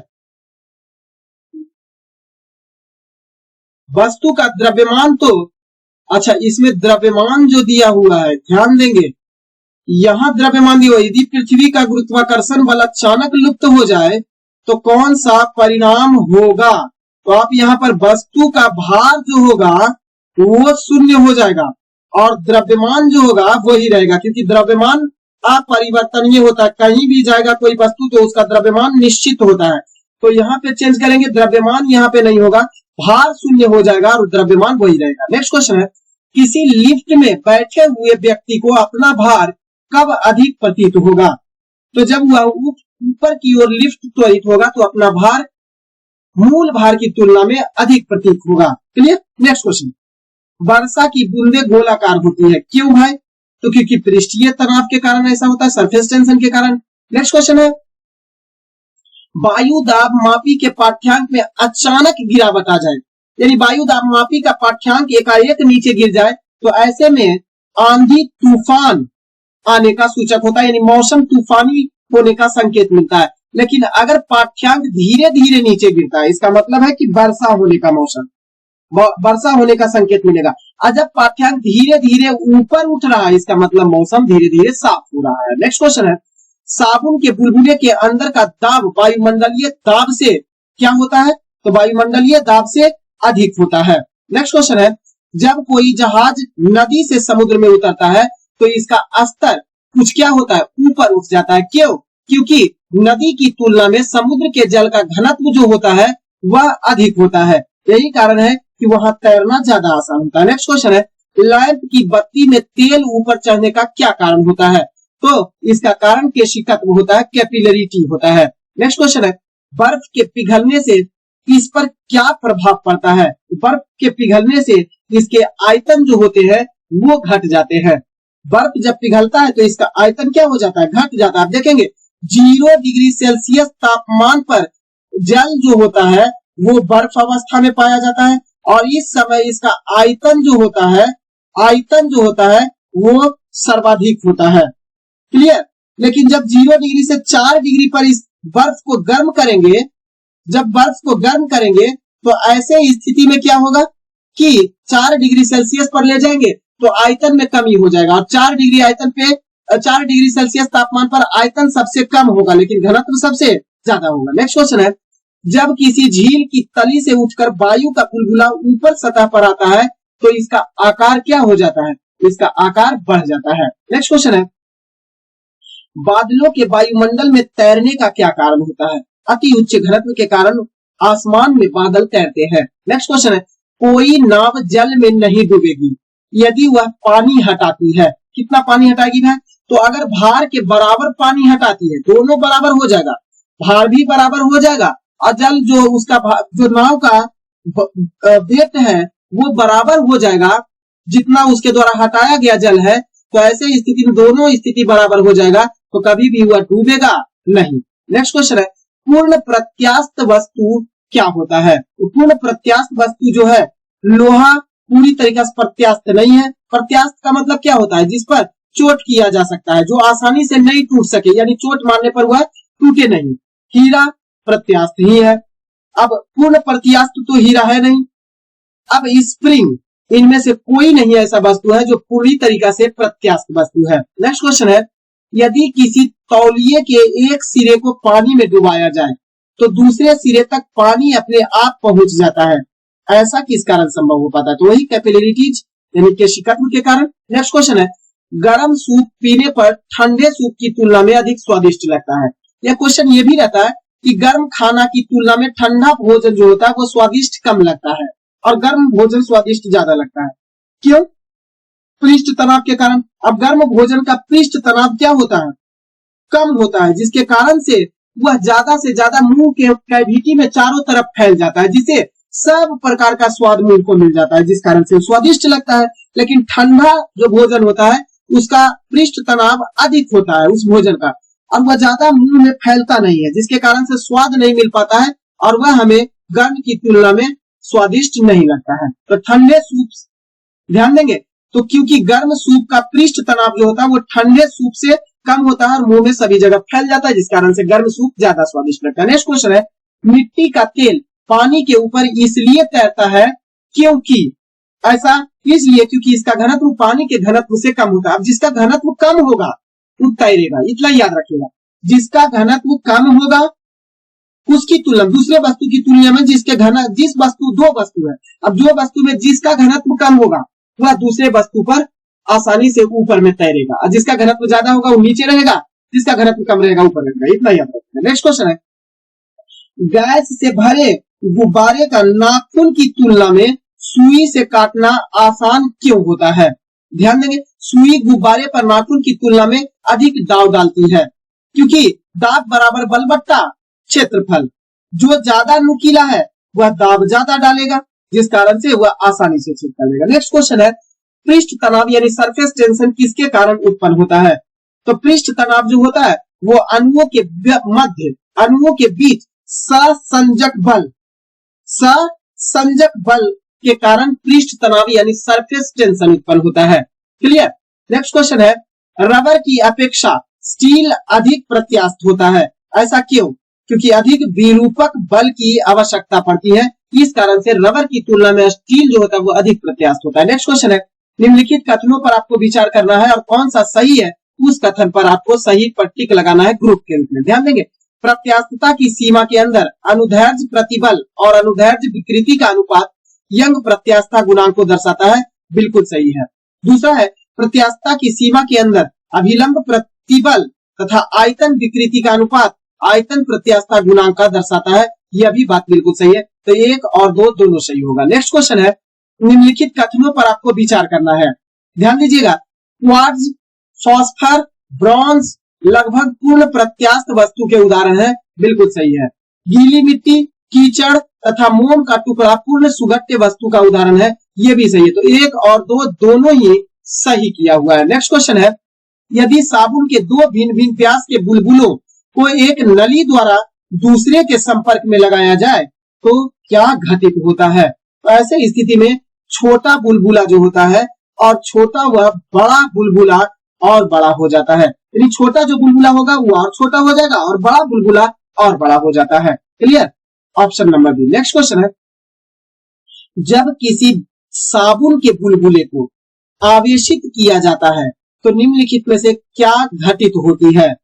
तो ऐसा होने पर जब आवेशित किया जाता है साबुन के बुलबुले को तो बुलबुले का त्रिज्या का आकार जो होता है वो बढ़ जाता है। नेक्स्ट क्वेश्चन है, ताप बढ़ने के साथ द्रव्य के श्यानता पर क्या प्रभाव पड़ता है? तो ताप बढ़ेगा तो श्यानता का मान घटेगा। श्यानता का मान घटेगा। ध्यान रखेंगे, ठंडे पानी की तुलना में गर्म पानी जो होता है वह ज्यादा लंबा सतह पर फैलेगा, लेकिन ठंडा पानी कम सतह पर, गर्म की तुलना में कम सतह पर फैलेगा। वह श्यानता के कारण ही संभव हो पाता है। क्यों? क्योंकि तापमान बढ़ने पर श्यानता का मान में कमी आ जाती है। नेक्स्ट क्वेश्चन है विस्कोसिटी, जिसे कहा जाता है। नेक्स्ट क्वेश्चन है ऑटोमोबाइल्स के हाइड्रोलिक ब्रेक के कार्य करने का सिद्धांत क्या होता है? तो ध्यान देंगे, पास्कल का नियम पर आधारित होता है। नेक्स्ट क्वेश्चन है बर्फ जमी झील के अंदर मछलियां जीवित रह जाती हैं, ऐसा क्यों होता है? क्योंकि झील के तली पर जल नहीं जमता है, सामान्य बना हुआ रहता है। ऊपर से केवल तल का स्तर जम जाता है, लेकिन नीचे में जल 4 डिग्री सेल्सियस तापमान पर बना रहता है और उस पर उसमें अंदर में रहने वाली मछलियां या अन्य जीव सुरक्षित रह जाता है। नेक्स्ट क्वेश्चन है जल का अधिकतम घनत्व होता है। जल का अधिकतम घनत्व जो होता है वह होता है 277 केल्विन पर। क्लियर? अब देखेंगे अधिकतम घनत्व की बात किया है तो ध्यान देंगे 0 डिग्री सी पर घनत्व जो होता है सबसे कम होता है, कम घनत्व होता है। क्लियर? जल का। और वही अगर देखेंगे 4 डिग्री सी पर तो अधिकतम घनत्व होता है, अधिकतम घनत्व होता है। क्लियर? अधिकतम घनत्व होता है। नेक्स्ट क्वेश्चन है लोहे की कील पारे पर क्यों तैरती है? क्योंकि वह पानी में डूब जाती है। लोहे का घनत्व पानी से अधिक होता है तथा पारे से कम होता है। ध्यान दें क्वेश्चन क्या है, बड़ा अच्छा क्वेश्चन।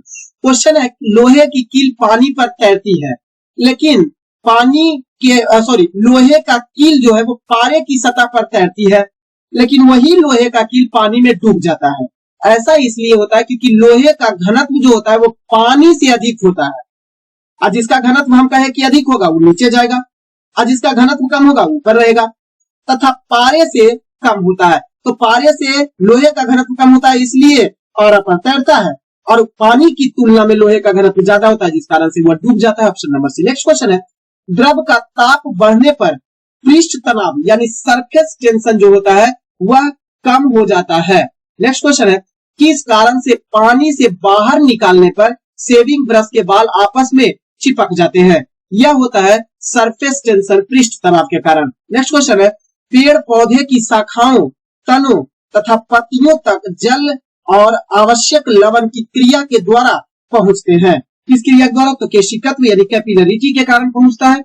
नेक्स्ट क्वेश्चन है श्यानता का गुण पाया जाता है। किसमें पाया जाता है श्यानता का गुण? तो केवल द्रव्य तथा गैस में ही श्यानता का गुण पाया जाता है, ठोसों में नहीं पाया जाता है। नेक्स्ट क्वेश्चन है ताप बढ़ाने पर गैसों की श्यानता जो होती है वो घट जाती है। नेक्स्ट क्वेश्चन है किस यंत्र की सहायता से किसी नली में द्रव्य के प्रवाह की दर ज्ञात किया जाता है? तो वेंटूरीमीटर के द्वारा प्रवाह की दर को ज्ञात किया जाता है। नेक्स्ट क्वेश्चन है निम्नलिखित में से किस प्रकार की तरंगों का प्रयोग रात्रि दृष्टि यानी नाइट विजन उपकरण में किया जाता है? तो ध्यान रखेंगे अवरक्त किरण का प्रयोग किया जाता है। नेक्स्ट क्वेश्चन है कॉस्मिक किरणें, कॉस्मिक रेज जो होता है वह एक आवेशित कण होता है। नेक्स्ट क्वेश्चन है एफएम प्रसारण, फ्रीक्वेंसी मॉड्यूलेशन। एफएम का मतलब क्या होता है? Frequency modulation. प्रसारण सेवा में प्रयुक्त होने वाले आवृत्ति बैंड का परास कितना होता है? ध्यान रखेंगे बड़ा इंपॉर्टेंट क्वेश्चन है। इसका परास जो होता है वो 88 से 108 मेगाहर्ट्ज के मध्य होता है। नेक्स्ट क्वेश्चन है दो उत्तरोत्तर श्रृंग अथवा दो उत्तरोत्तर गर्त। अब देखेंगे श्रृंग और गर्त क्या है। ये देखिए श्रृंग और गर्त, ये जो ऊपर जा रहा है वो श्रृंग है, नीचे आ रहा है जो गर्त है। तो दो उत्तरोत्तर श्रृंग, ये श्रृंग और ये श्रृंग, ये क्या है? श्रृंग है। और नीचे वाला दो उत्तरोत्तर गर्त है। इन दोनों के बीच की दूरी को क्या कहा जाता है? उसे ही तरंग दैर्ध्य, जिसे लेम्डा के द्वारा सूचित किया जाता है। नेक्स्ट क्वेश्चन है सुदूर संचार के लिए प्रयुक्त तरंगे होती है। तो सूक्ष्म तरंग का प्रयोग दूर संचार के लिए प्रयोग किया जाता है, जबकि रात्रि विजन के लिए अवरक्त का। नेक्स्ट क्वेश्चन है पराध्वनिक जेट की उड़ान के कारण क्या होता है? तो पराध्वनिक जेट की उड़ान के कारण ओजोन लेयर में बाधा आती है। नेक्स्ट क्वेश्चन है आदर्श कृष्णिका यानी ब्लैक बॉडी किस विकिरण को अवशोषित कर लेती है? तो सभी तरंगदैर्घ्य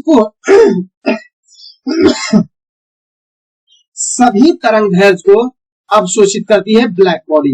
नेक्स्ट क्वेश्चन है, उस विकिरण ऊर्जा का मान, उसी कारण से तो ब्लैक दिखाई देता है, सभी प्रकार के तरंग दैर्ध्य को आपस में वह सीमेंट लेता है, जिस कारण से कोई रंग को, अगर कोई रंग को परावर्तित करता तो उस रंग का वो दिखाई देता, लेकिन सभी रंगों को अपने अंदर समेट लेता है। इसीलिए कहा जाता है काले हैं तो क्या हुआ, दिलवाले। काला आदमी क्या करता है, सब प्रकाश को अपने अंदर ले लेता है, सब व्यक्ति को एक समान मानता है, जिस कारण से काला दिखाई देता है। उस व्यक्ति, सिर्फ याद करने के लिए कहें, उस विकिरण ऊर्जा का नाम बताइए जिसकी ऊर्जा न्यूनतम होती है। तो जिसकी ऊर्जा न्यूनतम है वह सूक्ष्म तरंग विकिरण है। नेक्स्ट क्वेश्चन है, शिकार, परभक्षियों या बाधाओं का पता लगाने के लिए चमगादड़ अथवा डॉल्फिन किस परिघटना का प्रयोग करता है? ध्यान देंगे, प्रतिध्वनि का इस्तेमाल करता है। नेक्स्ट क्वेश्चन है, दिए गए 3 माध्यमों जल है, इस्पात है और नाइट्रोजन है में ध्वनि की चाल का आरोही क्रम आपको बताना है। तो ध्यान देंगे, आरोही क्रम का मतलब बढ़ते हुए क्रम, यानी छोटे से बढ़ते हुए क्रम। तो सबसे पहले नाइट्रोजन में सबसे कम ध्वनि की चाल होती है, दूसरा कम जल में होता है और इस्पात में सबसे अधिक होता है। तो 3, 1, 2 क्रम के रूप में होगा। नेक्स्ट क्वेश्चन है, ध्वनि तरंगों की चाल किस माध्यम में तीव्रतम होती है? तो ध्वनि की चाल सबसे ज्यादा ठोसों में होती है। नेक्स्ट क्वेश्चन है, लगभग 20 डिग्री सेल्सियस के तापक्रम पर किस माध्यम में ध्वनि की चाल अधिकतम होगी? ध्यान देंगे, लोहा में अधिकतम होती है 20 डिग्री सेल्सियस तापक्रम पर। नेक्स्ट क्वेश्चन है, ध्वनि तरंगे नहीं चल सकती है, कहां नहीं चल सकती है? तो निर्वात में कभी भी नहीं चल सकती है ध्वनि तरंग। नेक्स्ट क्वेश्चन है, ध्वनि के स्रोत व परावर्ती सतह के मध्य न्यूनतम कितनी दूरी होना चाहिए जिससे कि प्रतिध्वनि स्पष्ट रूप से सुनाई दे सके? तो 17 मीटर की दूरी होनी चाहिए। नेक्स्ट क्वेश्चन है, चंद्रमा के धरातल पर 2 व्यक्ति एक दूसरे से बात नहीं सुन सकते हैं या बात करते हैं तो एक दूसरे का आवाज नहीं सुन सकते हैं, क्यों ऐसा होता है? क्योंकि चंद्रमा पर किसी भी प्रकार का वायुमंडल नहीं है। नेक्स्ट क्वेश्चन है, चमगादड़ अंधेरी रात में उड़ सकता है और अपना शिकार भी कर सकता है, इसका क्या कारण होता है? क्योंकि वे पराध्वनि तरंगे उत्पन्न करती है और उन्हें उन्हीं के द्वारा निर्देशित होता है और अपने आने वाले मार्ग में प्रतिध्वनि जो उत्पन्न करता है, तो आने वाला मार्ग से वह प्रतिध्वनि टकराता है, अवरोध जब सामने कोई आता है तो उसे टकराकर वापस इसे सूचना दे देता है, जिसके कारण से इसे सही मार्ग का ज्ञान हो जाता है। नेक्स्ट क्वेश्चन है, पराश्रव्य तरंगे के संबंध में निम्नलिखित कथनों पर आपको विचार करना है। ध्यान दीजिए, ये कीड़े को नष्ट कर सकती है, बिल्कुल सही है। ये कपड़ों से धूल हटाकर उन्हें साफ करती है पराश्रव्य तरंगे। इनका उपयोग रोगों के उपचार के लिए किया जाता है, बिल्कुल सही है। ये स्वचालित दरवाजों को नियंत्रित कर सकते हैं, सभी सही है कथन। नेक्स्ट क्वेश्चन है, निम्नलिखित कथन पर विचार कीजिए। कथन दिया हुआ है और ग्रुपिंग के रूप में आपको आंसर देना है कि कौन सा सही है। ध्यान देंगे, हृदय अपश्रव्य आवृत्ति पर कंपन करता है, बिल्कुल सही है। दूसरा है, ध्वनि की गति गैस में द्रव्य एवं ठोस की तुलना में अधिक होती है, बिल्कुल सही है। ध्वनि जो होती है, ध्वनि की गति गैस में द्रव्य एवं ठोस की तुलना में अधिक होती है। तीसरा है, मैक संख्या को ध्वनि की गति दर्शाने के लिए प्रयोग किया जाता है, गलत है। मैक संख्या का प्रयोग ध्वनि की गति को दर्शाने के लिए नहीं किया जाता है।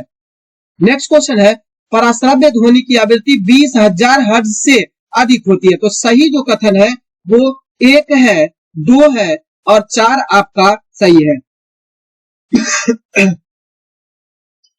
नेक्स्ट क्वेश्चन है, 100 डेसिबल के शोर की प्रबलता स्तर संगत होगी। 100 डेसिबल के, ध्यान देंगे, क्वेश्चन है 100 डेसिबल के शोर की प्रबलता स्तर संगत होगा। शोर शराबे वाली गली के आवाज के बराबर होती है, वहां पर 100 डेसिबल की शोर उत्पन्न होती है।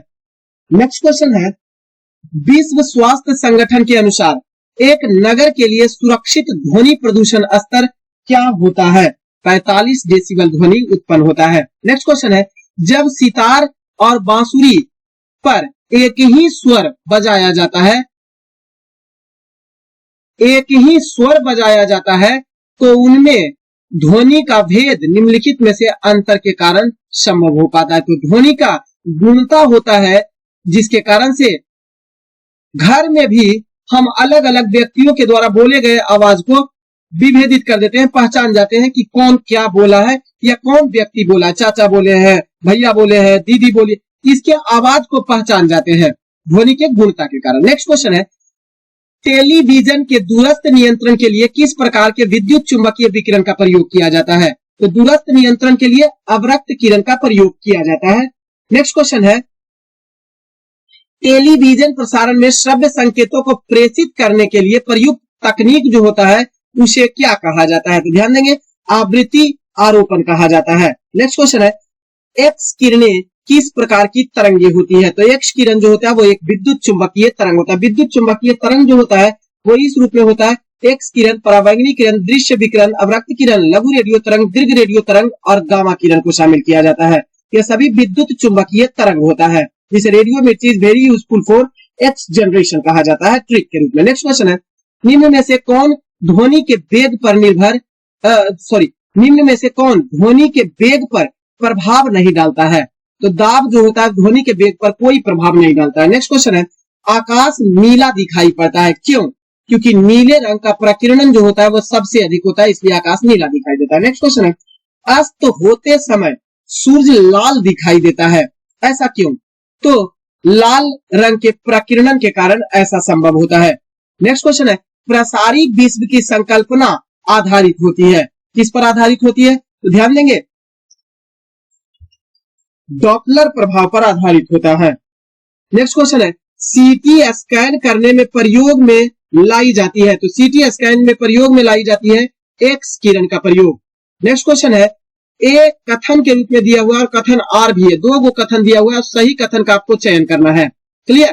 तो ध्यान देंगे, खतरे का सिग्नल लाल रंग बनाया जाता है, बिल्कुल सही है, और लाल रंग का प्रकीर्णन सबसे कम होता है, ये भी सही है, जिसके कारण से यह खतरे के सिग्नल में प्रयोग होता है। ऑप्शन नंबर ए आपका बिल्कुल सही है। ध्यान देंगे, लाल रंग का एक ही चीज सबसे अधिक होता है, बाकी सब चीज इसका कम होता है। तरंग दैर्ध्य लाल रंग का सबसे अधिक होता है, बाकी कुछ भी चीज लाल रंग का कम नहीं अधिक नहीं होता है। नेक्स्ट क्वेश्चन है, निम्न कथन पर आपको विचार करना है, तो ध्यान देंगे, कथन आपको 4 दिया हुआ है और कथन पर विचार करना है, ग्रुप के रूप में आंसर देना है कि कौन सा सही है।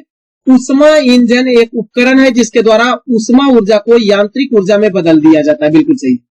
दूसरा है, उच्च तापमान पर उष्मा का स्रोत उष्मा इंजन में परिवर्तन,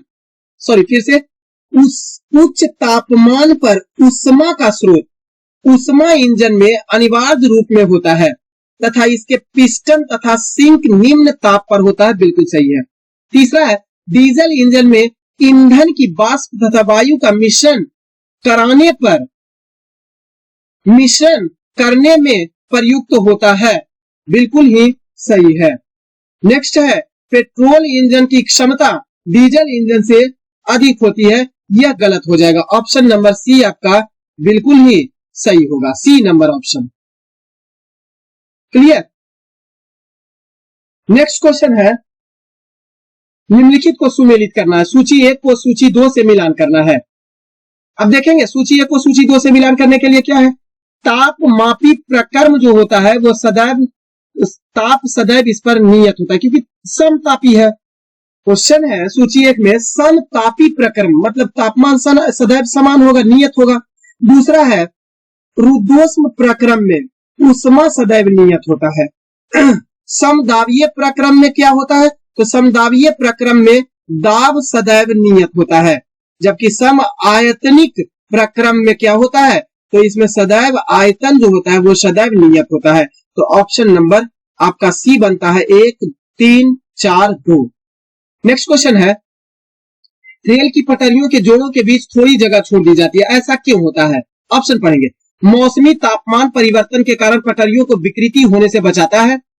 दूसरा है, ट्रेन की गति को नियंत्रित करता है। तीसरा है, उच्च तापमान पर पटरियों को गर्म होने से बचाता है, या ट्रेन के एक समान दूरी पर रखने के लिए ऐसा किया जाता है। ध्यान देंगे, ऑप्शन नंबर ए होगा, मौसम तापमान परिवर्तन के कारण पटरियों को विकृत होने से बचाता है, क्योंकि गर्मी के दिनों में उष्मा प्रसार गुणांक जो होता है वो लोहा में ज्यादा होता है, इस कारण से वह तलरता है, कहने का मतलब वह फैलता है, जिस कारण से उसे जगह दे दिया जाता है कि गर्मी के दिन में भी कोई प्रॉब्लम नहीं होगा।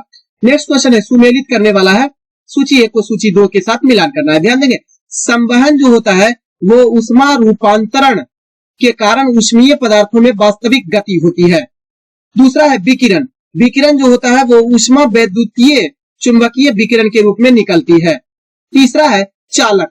चालक जो होता है वह ऊष्मा रूपांतरण के कारण अणुओं में संगत होता है, जबकि ऊष्मा संचरण जो होता है वो ऊष्मा का संचरण वस्तु के एक भाग से दूसरे भाग में होता है। तो ध्यान रखेंगे ऑप्शन बनता है 3, 4, 1, 2। नेक्स्ट क्वेश्चन है सूची के रूप में सूची 1 को सूची 2 के साथ मिलान करना है आपका। ध्यान देंगे ऊष्मा गतिकी का शून्यांक नियम होता है। तो ऊष्मा गतिकी का शून्यांक जो होता है वो ताप की संकल्पना प्रदान करता है। दूसरा है ऊष्मा गतिकी का प्रथम नियम जो होता है वो आंतरिक ऊर्जा को परिभाषित करता है। ऊष्मा गतिकी का द्वितीय नियम जो होता है वह इंजन की क्षमता सदैव इकाई से कम होती है, इसको प्रदर्शित करता है, जबकि पूर्ण चक्र परिवर्तन जो होता है परिवर्तन वह आंतरिक ऊर्जा में परिवर्तन शून्य होता है, इसको प्रदर्शित करता है। तो ऑप्शन बनता है 1, 2, 4, 3 B number option. Next question है वस्तु का ताप दर्शाता है। वस्तु का ताप क्या दर्शाता है? तो ऑप्शन में है वस्तु के अणुओं की औसत गतिज ऊर्जा को, ऑप्शन बी वस्तु के अणुओं के कुल वेग को, वस्तु के अणु के कुल स्थितिज ऊर्जा को, या वस्तु के अणु के कुल औसत ऊर्जा को। ध्यान देंगे वस्तु का ताप वस्तु के अणुओं की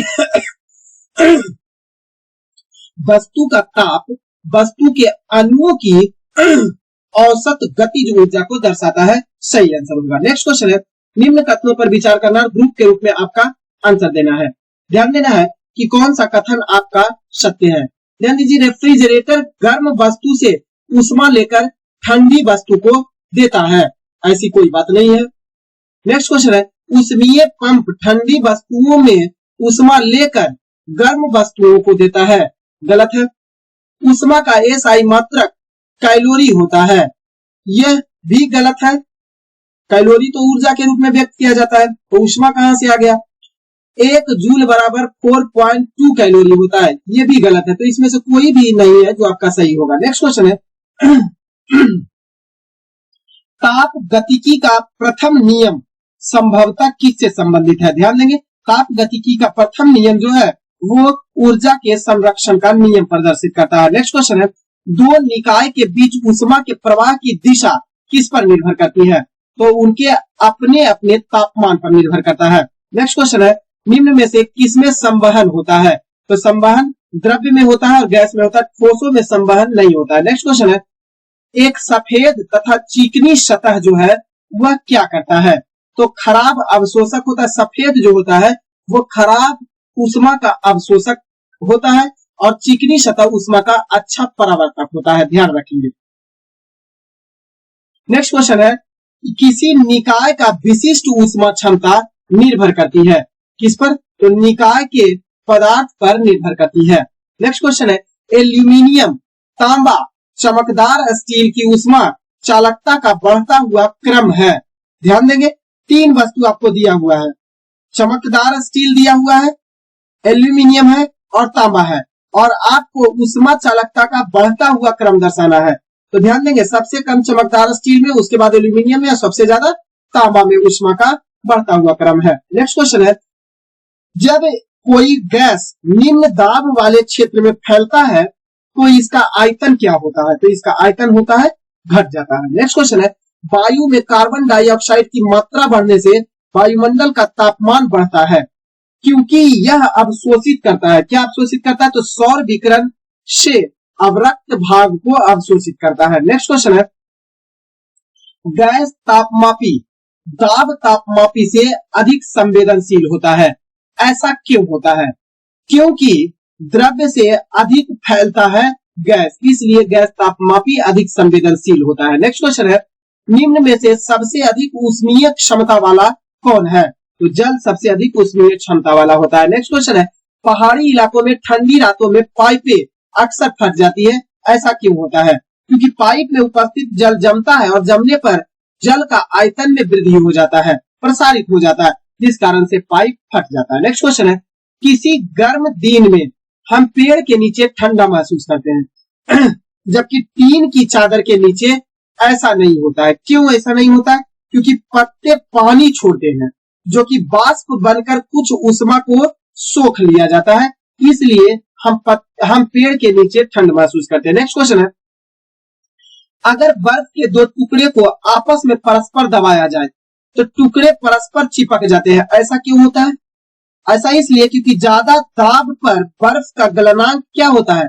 घट जाता है। ऑप्शन नंबर ए सही होगा। नेक्स्ट क्वेश्चन है, कितना तापमान होने पर पाठ्यांक सेल्सियस और फारेनहाइट तापमापियों में एक ही होता है, यानी दोनों समान होता है? तो -40 डिग्री सेल्सियस तापमान पर दोनों समान होता है। नेक्स्ट क्वेश्चन है, एक स्वस्थ मनुष्य के शरीर का तापमान कितना होता है? ध्यान रखेंगे 37 डिग्री सेल्सियस तापमान होता है। नेक्स्ट क्वेश्चन है, ठंडे देशों में पारा के स्थान पर एल्कोहल को तापमापी द्रव्य के रूप में वरीयता दी जाती है। यहाँ पर ध्यान देंगे वरीयता दी जाती है क्योंकि एल्कोहल का द्रव्यांक निम्नतर होता है, इसलिए उसे वरीयता दिया जाता है। नेक्स्ट क्वेश्चन है, जब बर्फ पिघलती है तब बर्फ का आयतन क्या हो जाता है? घट जाता है। नेक्स्ट क्वेश्चन है, कमरे में लगा हुआ वातानुकूलक क्या नियंत्रित करता है? तो यह आर्द्रता एवं तापक्रम दोनों को नियंत्रित करता है। नेक्स्ट क्वेश्चन है, पसीने का मुख्य उपयोग क्या होता है? तो शरीर का ताप को नियंत्रित रखने में पसीना मददगार साबित होता है। नेक्स्ट क्वेश्चन नेक्स्ट चैप्टर से है, प्रकाशिकीय यानी ऑप्टिक्स से। क्वेश्चन है, समतल दर्पण की वक्रता त्रिज्या होती है। वक्रता त्रिज्या क्या होती है? तो अनंत होती है समतल दर्पण की वक्रता त्रिज्या। नेक्स्ट क्वेश्चन है, इंद्रधनुष प्रकाश से संबंधित किन घटनाओं का परिणाम होता है? तो इंद्रधनुष जो होता है वो प्रकाश के अपवर्तन और परावर्तन दोनों का उदाहरण होता है। नेक्स्ट क्वेश्चन है, सर सीवी रमन को उनके किस प्रयोग के लिए नोबेल पुरस्कार दिया गया था? तो सीवी रमन को प्रकाश के प्रकीर्णन के लिए दिया गया था नोबेल पुरस्कार।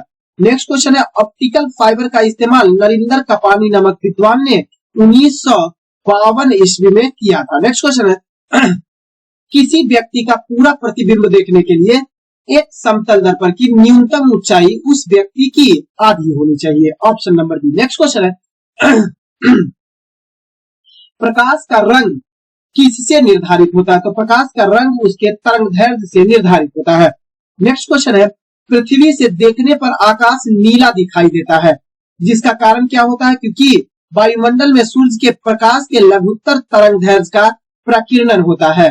तो नीले रंग का प्रकीर्णन जो होता है वो लघुत्तर होता है, जिस कारण से यह संभव हो पाता है। नेक्स्ट क्वेश्चन है, निम्न में से प्राथमिक रंग है तो लाल, हरा और नीला। ध्यान देंगे 3 गो प्राथमिक रंग है, रेड, ब्लू और ग्रीन प्राथमिक रंग होता है, जबकि द्वितीयक रंग भी 3 होता है और पूरक रंग होता है जो एक प्राथमिक रंग और एक द्वितीयक रंग के मिलने से बनता है। नेक्स्ट क्वेश्चन है, प्रकाशिकीय तंतु यानी ऑप्टिकल फाइबर किस सिद्धांत पर कार्य करता है? तो पूर्ण आंतरिक परावर्तन के सिद्धांत पर कार्य करता है। नेक्स्ट क्वेश्चन है, ट्रैफिक सिग्नल में लाल प्रकाश प्रयुक्त होता है, ऐसा क्यों? क्योंकि लाल रंग का तरंगदैर्घ्य जो होता है वो अधिक होता है। नेक्स्ट क्वेश्चन है, निम्नलिखित कथन पर विचार करना और कथन के अनुसार आपको ग्रुपिंग में आंसर देना है कि कौन सा सही है। 4 कथन दिया हुआ है। प्रकीर्णन के कारण सूर्योदय एवं सूर्यास्त के समय सूर्य लाल दिखाई देता है, बिल्कुल सही है। प्रकाश का समतल ध्रुवीकरण एक समतल में कंपन उत्पन्न करता है, बिल्कुल सही है। तीसरा है, प्रकाश का विवर्तन छिद्र के कोनों के चारों ओर मुड़ता है, बिल्कुल सही है। प्रकाश के विवर्तन की तरंगदैर्घ्य की तुलना में आकृति की बाधा कम होती है, बिल्कुल सही। तो प्रयुक्त में से सभी कथन आपका सही है। नेक्स्ट क्वेश्चन है, समुद्र का पानी नीले दिखाई देता है, इसका कारण क्या होता है? तो चूंकि नीले रंग का प्रकीर्णन जल के अणुओं द्वारा नीले रंग को छोड़कर अन्य रंगों का अवशोषण हो जाता है, नीले रंग का प्रकीर्णन कर दिया जाता है। नेक्स्ट क्वेश्चन है, मानव नेत्र एक कैमरे के समान है, अतः इसमें एक लेंस निकाय लगा हुआ है। नेत्र लेंस क्या बनाता है? नेत्र लेंस जो होता है वो दृष्टि पटल पर पिंड का उल्टा और वास्तविक प्रतिबिंब बनाता है, जिसे हमारा मस्तिष्क सीधा करके देखता है। नेक्स्ट क्वेश्चन है, निम्नलिखित कथनों पर विचार करना और ग्रुप के रूप में आपको आंसर देना है। कथन 4 दिया हुआ है, साफ आसमान जो है दृश्य प्रकाश के नीले तरंगदैर्घ्य के अल्प प्रकीर्णन के कारण नीला दिखाई देता है। ध्यान देंगे, गलत बात है। वायुमंडल में प्रकाश का लाल भाग नीले प्रकाश की अपेक्षा अधिक प्रकीर्णन प्रदर्शित करता है, गलत है। वायुमंडल के अनुपस्थिति में प्रकाश का प्रकीर्णन नहीं होगा और आकाश काला दिखाई देगा। ऑप्शन नंबर सी जो है वो आपको बिल्कुल सही है। नेक्स्ट क्वेश्चन है, आकाश में इंद्रधनुष किस कारण से बनता है? तो आकाश में इंद्रधनुष के बनने का कारण होता है सूर्य के प्रकाश का वर्ण विक्षेपण, सूर्य प्रकाश का परावर्तन अथवा पूर्णांतरिक परावर्तन और सूर्य के अपवर्तन, ये सभी के कारण आकाश में इंद्रधनुष दिखाई देते हैं। नेक्स्ट क्वेश्चन है, निकट दृष्टि दोष एक बीमारी है जो जुड़ी होती है। निकट दृष्टि दोष आंख की एक बीमारी होती है। नेक्स्ट क्वेश्चन है, जिसमें निकट की वस्तु स्पष्ट दिखाई देती है और दूर की वस्तु स्पष्ट दिखाई नहीं देती है। नेक्स्ट क्वेश्चन है, यदि किसी दर्पण के आगे कितनी भी दूरी पर खड़े रहने पर प्रतिबिंब सीधा दिखाई देता है तो वह दर्पण किस प्रकार का दर्पण हो सकता है? तो वह समतल दर्पण हो सकता है या तो उत्तल दर्पण हो सकता है। नेक्स्ट क्वेश्चन है, प्रकाशिकी यंत्रों में लेंसों का उपयोग किस परिघटना द्वारा प्रतिबिंब बनने के लिए प्रयुक्त होता है? तो अपवर्तन की घटना के कारण। नेक्स्ट क्वेश्चन है, प्रकाश का वेग होता है 3 × 10⁸ मीटर पर सेकेंड होता है। नेक्स्ट क्वेश्चन है, प्रकाश के किस सिद्धांत के आधार पर छाया यानी शैडो बनता है? तो रेखीय संरचना के कारण शैडो बनता है। बड़ा इंपॉर्टेंट क्वेश्चन है। नेक्स्ट क्वेश्चन है, जब प्रकाश सघन माध्यम से विरल माध्यम में गुजरता है तब यदि उसका आपतन कोण क्रांतिक कोण से अधिक हो जाए तो घटना पूर्ण आंतरिक परावर्तन कहलाती है। नेक्स्ट क्वेश्चन है, इंद्रधनुष में रंगों का क्रम दर्शाना है आपको। तो इंद्रधनुष में रंगों का क्रम भिव गियोर के रूप में है, भिव गियोर के रूप में है। सबसे नीचे वायलेट है, इंडिगो है, ब्लू है, ग्रीन है, येलो, ऑरेंज और रेड होता है। तो ध्यान देंगे, बैंगनी सबसे नीचे, जामुनी है, उसके बाद नीला है, उसके बाद हरा, पीला, नारंगी और तब लाल है। Option number D. Next question है, जल से भरे बीकर की तली थोड़ी उठी हुई प्रतीत होती है, इसका कारण होता है प्रकाश का अपवर्तन की घटना। किस प्रकाशीय परिघटना के कारण पानी से भरे बर्तन में डुबाई गई छड़ मुड़ी हुई प्रतीत होती है? तो प्रकाश के अपवर्तन की घटना के कारण। नेक्स्ट क्वेश्चन है, जब एक किरण अपवर्तित होती है तो उसके वेग में परिवर्तन होता है, उसके संदर्भ में निम्नलिखित में से कौन सा कथन जो है वो सही है? तो विरल से सघन माध्यम में जाने पर वेग जो है वह घट जाता है। नेक्स्ट क्वेश्चन है, गाड़ियों में पश्च दृश्य यानी रियर व्यू के लिए कौन सा दर्पण प्रयोग होता है? उत्तल दर्पण का इस्तेमाल किया जाता है। नेक्स्ट क्वेश्चन है, दाढ़ी बनाने के लिए किस दर्पण का प्रयोग किया जाता है? तो अवतल दर्पण का प्रयोग नाई के द्वारा दाढ़ी बनाने के लिए प्रयोग किया जाता है। नेक्स्ट क्वेश्चन है, पानी में हवा का बुलबुला वैसे ही काम करेगा जैसे एक अवतल लेंस काम करता है, लेकिन यह दिखाई देगा उत्तल लेंस की भांति, दिखाई देगा उत्तल लेंस, लेकिन काम करेगा अवतल लेंस की भांति। नेक्स्ट क्वेश्चन है, फोटो कैमरा में किस प्रकार के लेंस का प्रयोग होता है? उत्तल लेंस का प्रयोग होता है। नेक्स्ट क्वेश्चन है, निकट दृष्टि दोष से पीड़ित व्यक्ति के चश्मे में किस लेंस का प्रयोग किया जाता है? तो निकट दृष्टि दोष है तो अवतल लेंस का यूज किया जाएगा, जबकि दूर दृष्टि दोष में उत्तल लेंस का यूज होता है।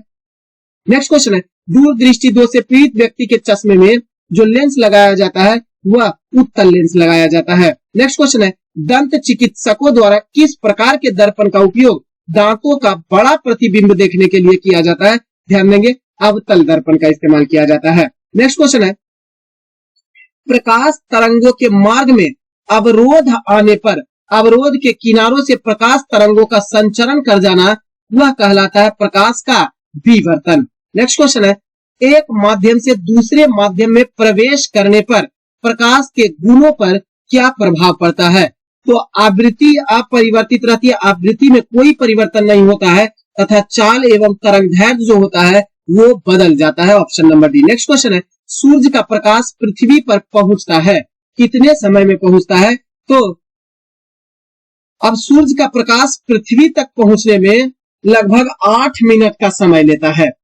तो आपका क्वेश्चन जो ऑप्शन में दिया हुआ है वो है ऑप्शन नंबर सी, 8 मिनट में। नेक्स्ट क्वेश्चन है, यदि एक उत्तल लेंस की फोकस दूरी 50 सेंटीमीटर है तो उसकी शक्ति यानी क्षमता निम्नलिखित में से कौन सी होगी? तो 2 डाईऑप्टर के बराबर होगी। नेक्स्ट क्वेश्चन है, क्योंकि इसको सेंटीमीटर में भरेंगे 1/f के रूप में अगर व्यक्त करेंगे d को, तो 1/ फोकस दूरी है दिया हुआ 50 सेंटीमीटर। सेंटीमीटर को अगर मीटर में हम बदलेंगे तो 100 ऊपर कर देंगे, पट्टा में 100, इसका 1/50 के पट्टा में 100 होगा तो 100 ऊपर चला जाएगा, 50 दूना 100, तो यानी कि 2 डाईऑप्टर होगा।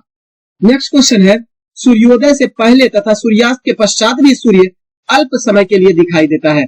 ऐसा क्यों होता है? क्योंकि वायुमंडलीय अपवर्तन की घटना के कारण संभव होता है। नेक्स्ट क्वेश्चन है, प्रिज्म से गुजरने पर प्रकाश का कौन सा रंग सबसे अधिक विचलन प्रदर्शित करता है? तो बैंगनी रंग का विचलन सबसे कम होता है, जबकि लाल रंग का विचलन सबसे कम होता है।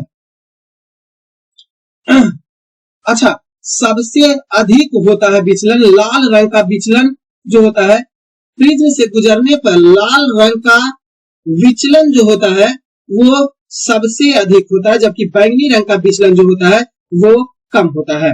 नेक्स्ट क्वेश्चन है, किसी तारे का रंग दर्शाता है, क्या दर्शाता है? तो उसके ताप को दर्शाता है। नेक्स्ट क्वेश्चन है, वायुमंडल में प्रकाश के किरण, वायुमंडल में प्रकाश के किरण, वायुमंडल में प्रकाश के विसरण का क्या कारण होता है? प्रकाश के विसरण का क्या कारण होता है? ध्यान देंगे, प्रकाश के विसरण का कारण होता है धूल कण, option number B. Next question है, धूप के चश्मे की पावर कितनी होती है? तो धूप के चश्मे का कोई पावर नहीं होता है, 0 डाइऑप्टर का होता है। नेक्स्ट क्वेश्चन है, सर्वप्रथम किस भौतिकविद एवं गणितज्ञ ने बताया कि श्वेत प्रकाश सभी रोगों के, यहाँ पे होगा रोगों के प्रकाश से मिलकर बना, रंगों के होना चाहिए। ध्यान देंगे, सर्वप्रथम भौतिकविद एवं गणितज्ञ ने बताया कि श्वेत प्रकाश सभी रंगों के प्रकाश से मिलकर बना हुआ होता है, यह बताया न्यूटन नामक विद्वान ने। नेक्स्ट क्वेश्चन है, सोलर कुकर में किस दर्पण का प्रयोग किया जाता है? तो सोलर कुकर में अवतल दर्पण का इस्तेमाल किया जाता है। नेक्स्ट क्वेश्चन है, जल के अंदर पड़ी हुई कोई वस्तु वास्तविक गहराई से कुछ ऊपर उठी हुई दिखाई देती है प्रकाश के अपवर्तन घटना के कारण। नेक्स्ट क्वेश्चन है, 1 किलोवाट घंटा का मान कितना होता है? तो 1 किलोवाट घंटा का मान 3.6 × 10⁻6 जूल के बराबर होता है। नेक्स्ट क्वेश्चन है, बिजली की खपत का बिल किसके मापन पर आधारित होता है? ध्यान देंगे, ऑप्शन है वाट, वोल्टेज, ओम या एम्पियर। ध्यान देंगे, यह वाट पर निर्भर करता है, शक्ति पर निर्भर करता है। विद्युत चालकता की यूनिट क्या होती है? तो विद्युत चालकता की इकाई म्यू महो प्रति क्यूबिक होता है। नेक्स्ट क्वेश्चन है, फ्यूज में प्रयुक्त होने वाले तार की विशेषता होती है कि यह निम्न प्रतिरोध का होता है और निम्न गलनांक का होता है। ऑप्शन नंबर आपका बनता है बी। नेक्स्ट क्वेश्चन है, घरेलू विद्युत तारों का संयोजन किस रूप में किया जाता है? तो विद्युत तार का संयोजन समानांतर क्रम में किया जाता है, जबकि फ्यूज तार श्रेणी क्रम में होता है। नेक्स्ट क्वेश्चन है, सामान्यतः ट्यूबलाइट में कौन सी गैस भरी जाती है? तो आर्गन के साथ मरकरी वाष्प को भरा जाता है। नेक्स्ट क्वेश्चन है, यदि आर प्रतिरोध का तार अगर पिघलाया जाता है और उसे उसकी लंबाई के आधे भाग तक पुनः ढाल दिया जाता है, तार का नवीन प्रतिरोध कितना हो जाएगा? तो प्रतिरोध जो होगा R/4 के बराबर होगा। नेक्स्ट क्वेश्चन है, CFL तथा LED लैंप में क्या अंतर होता है? CFL और LED लैंप में अंतर बताना है, तो ध्यान देंगे, ऑप्शन पढ़ेंगे। प्रकाश उत्पन्न करने के लिए CFL पारा वाष्प तथा संदीपक का प्रयोग करता है, जबकि LED लैंप अर्धचालक पदार्थों का प्रयोग करता है। बिल्कुल सही है। दूसरा जो है, CFL की औसत जीवन अवधि LED लैंप से बहुत अधिक होती है, गलत है। तीसरा है, LED लैंप की तुलना में CFL बहुत कम ऊर्जा सक्षम होती है, बिल्कुल सही है। तो 1 और 3 दोनों ही सही होगा। नेक्स्ट क्वेश्चन है, किसी अर्धचालक को गर्म करने पर उसका प्रतिरोध क्या होता है? घट जाता है। नेक्स्ट क्वेश्चन है, ट्रांसफार्मर प्रयुक्त होते हैं, तो ट्रांसफार्मर AC वोल्टेज को उपचयन या अपचयन करने के लिए प्रयोग किया जाता है, यानी AC उच्च AC को निम्न AC में और निम्न AC को उच्च AC में बदलने के लिए ट्रांसफार्मर का प्रयोग किया जाता है। नेक्स्ट क्वेश्चन है, प्रत्यावर्ती धारा को दृष्ट विद्युत धारा में परिवर्तित करता है कौन? तो रेक्टिफायर का यह काम होता है। नेक्स्ट क्वेश्चन है, प्रतिरोध R का एक तार बराबर भागों में काटा गया है, फिर इन भागों को समानांतर क्रम में जोड़ दिया गया है, इस संयोग का तुल्यंकी प्रतिरोध कितना होता है? तो R/N² होगा। नेक्स्ट क्वेश्चन है, प्रतिरोध यानी रेसिस्टेंस का मात्रक क्या होता है? वह ओम होता है। नेक्स्ट क्वेश्चन है, किसी चालक के सिरों के बीच विभवांतर उसमें बहने वाली धारा के समानुपाती होता है, यह नियम कहलाता है ओम का नियम। नेक्स्ट क्वेश्चन है, विशिष्ट प्रतिरोध का एसआई मात्रक कितना होता है? ओम मीटर होता है। नेक्स्ट क्वेश्चन है, एक शुष्क सेल में कौन सा ऊर्जा पाया जाता है? तो शुष्क सेल में रासायनिक ऊर्जा पाया जाता है।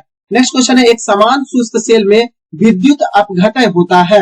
किसका विद्युत अपघटय? तो अमोनियम क्लोराइड का होता है। नेक्स्ट क्वेश्चन है, कार की बैटरी में प्रयुक्त विद्युत अपघटय होता है, तो वह होता है सल्फ्यूरिक एसिड H2SO4 का। नेक्स्ट क्वेश्चन है, विद्युत फ्यूज में प्रयोग की जाने वाली मिश्र धातु में निम्न प्रतिरोध होता है, निम्न विशिष्ट प्रतिरोध होता है और निम्न गलनांक होना चाहिए, तभी आप इसे फ्यूज के रूप में इस्तेमाल करते हैं। नेक्स्ट क्वेश्चन है, जिन पदार्थों में अनंत वैद्युत प्रतिरोधकता होती है उन्हें कहा जाता है विद्युत रोधी। नेक्स्ट क्वेश्चन है, निम्नलिखित में से कौन सा पदार्थ सर्वोत्तम चालक होता है?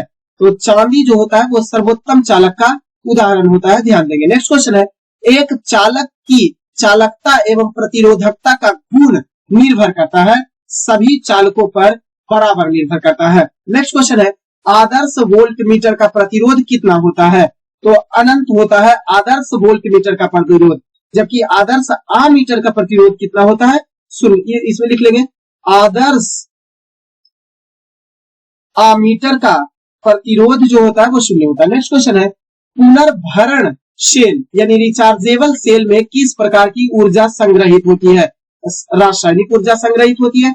नेक्स्ट क्वेश्चन है, विद्युत के सर्वोत्तम सुचालक व कुचालक क्रमशः कौन है? सर्वोत्तम सुचालक तो चांदी है और कुचालक जो है वो शीशा है। नेक्स्ट क्वेश्चन है, निम्नलिखित कथनों पर आपको विचार करना है और कौन सा कथन सही है इसकी पहचान करना है। आदर्श वोल्ट मीटर का प्रतिरोध अनंत होता है, बिल्कुल सही है। आदर्श आमीटर का प्रतिरोध शून्य होता है, बिल्कुल सही है। और स्पर्श, तीसरा में स्पर्श जया धारा मापी का उपयोग स्थिर धारा को मापने में यूज किया जाता है, गलत है। और फैराडे द्वारा विद्युत अपघटन संबंधी नियम दिए गए थे, बिल्कुल सही है। तो 1, 2 और 4 आपका सही हो जाएगा। नेक्स्ट क्वेश्चन है, यदि घरेलू उपकरण के प्रतिरोध बढ़ जाए तो, अब ऑप्शन के रूप में आपको छांटना है, ग्रुप में आंसर देना। यदि घरेलू उपकरण के प्रतिरोध अगर घट जाए तो ऐसे स्थिति में इनकी शक्ति क्या हो जाएगी? घट जाएगी, बिल्कुल सही है। दूसरा में यह तेजी से काम करेंगे, गलत बात है। तेजी से काम करने लगेंगे, गलत है। इनका विभव बढ़ जाएगा, गलत है। तो आपका सही आंसर मिलता है 1। नेक्स्ट क्वेश्चन है, सामान्य ट्यूबलाइट में कौन सी गैस भरी होती है? आर्गन के साथ मरकरी वाष्प भरा होता है। नेक्स्ट क्वेश्चन है, फ्लोरोसेंट ट्यूब प्रतिद्वीप बल्ब में कौन सी गैस भरी होती है? तो मरकरी और नियोन गैस भरी होती है। नेक्स्ट क्वेश्चन है, मोबाइल चार्जर होता है, क्या होता है? तो एक अपचाई ट्रांसफार्मर का उदाहरण होता है। नेक्स्ट क्वेश्चन है, निम्नलिखित कथनों पर आपको विचार करना है, 2 कथन दिया हुआ है और कौन सही है ग्रुप के रूप में आपको आंसर देना है।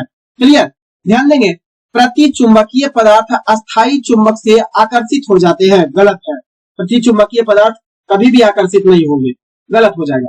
दूसरा, स्थायी चुंबक कोबाल्ट होता है, बिल्कुल सही है। तो सही आंसर होगा ऑप्शन नंबर 2। नेक्स्ट क्वेश्चन है, टेस्ला किसकी इकाई होती है? तो टेस्ला जो होती है विद्युत चुंबकीय क्षेत्र की इकाई होती है। नेक्स्ट क्वेश्चन है, यदि पदार्थ का चुंबकीय संवेग शून्य है तो पदार्थ क्या होगा?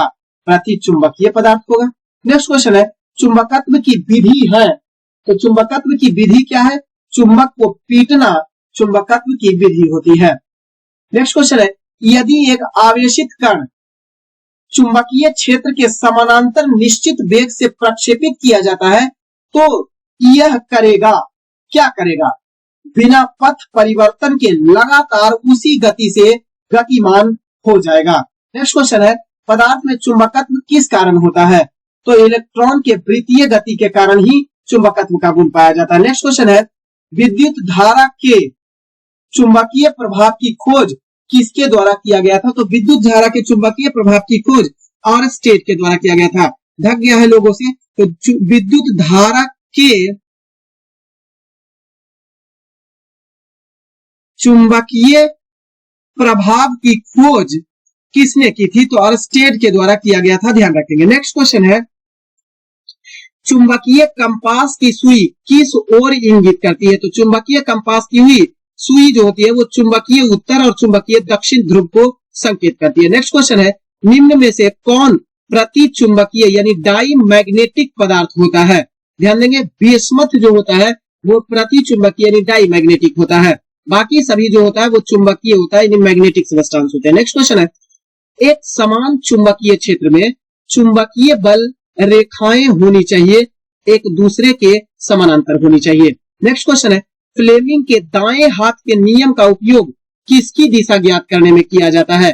तो प्रेरित धारा की दिशा को ज्ञात करने में दाएं हाथ के नियम का प्रयोग किया जाता है। नेक्स्ट क्वेश्चन है, चुंबकीय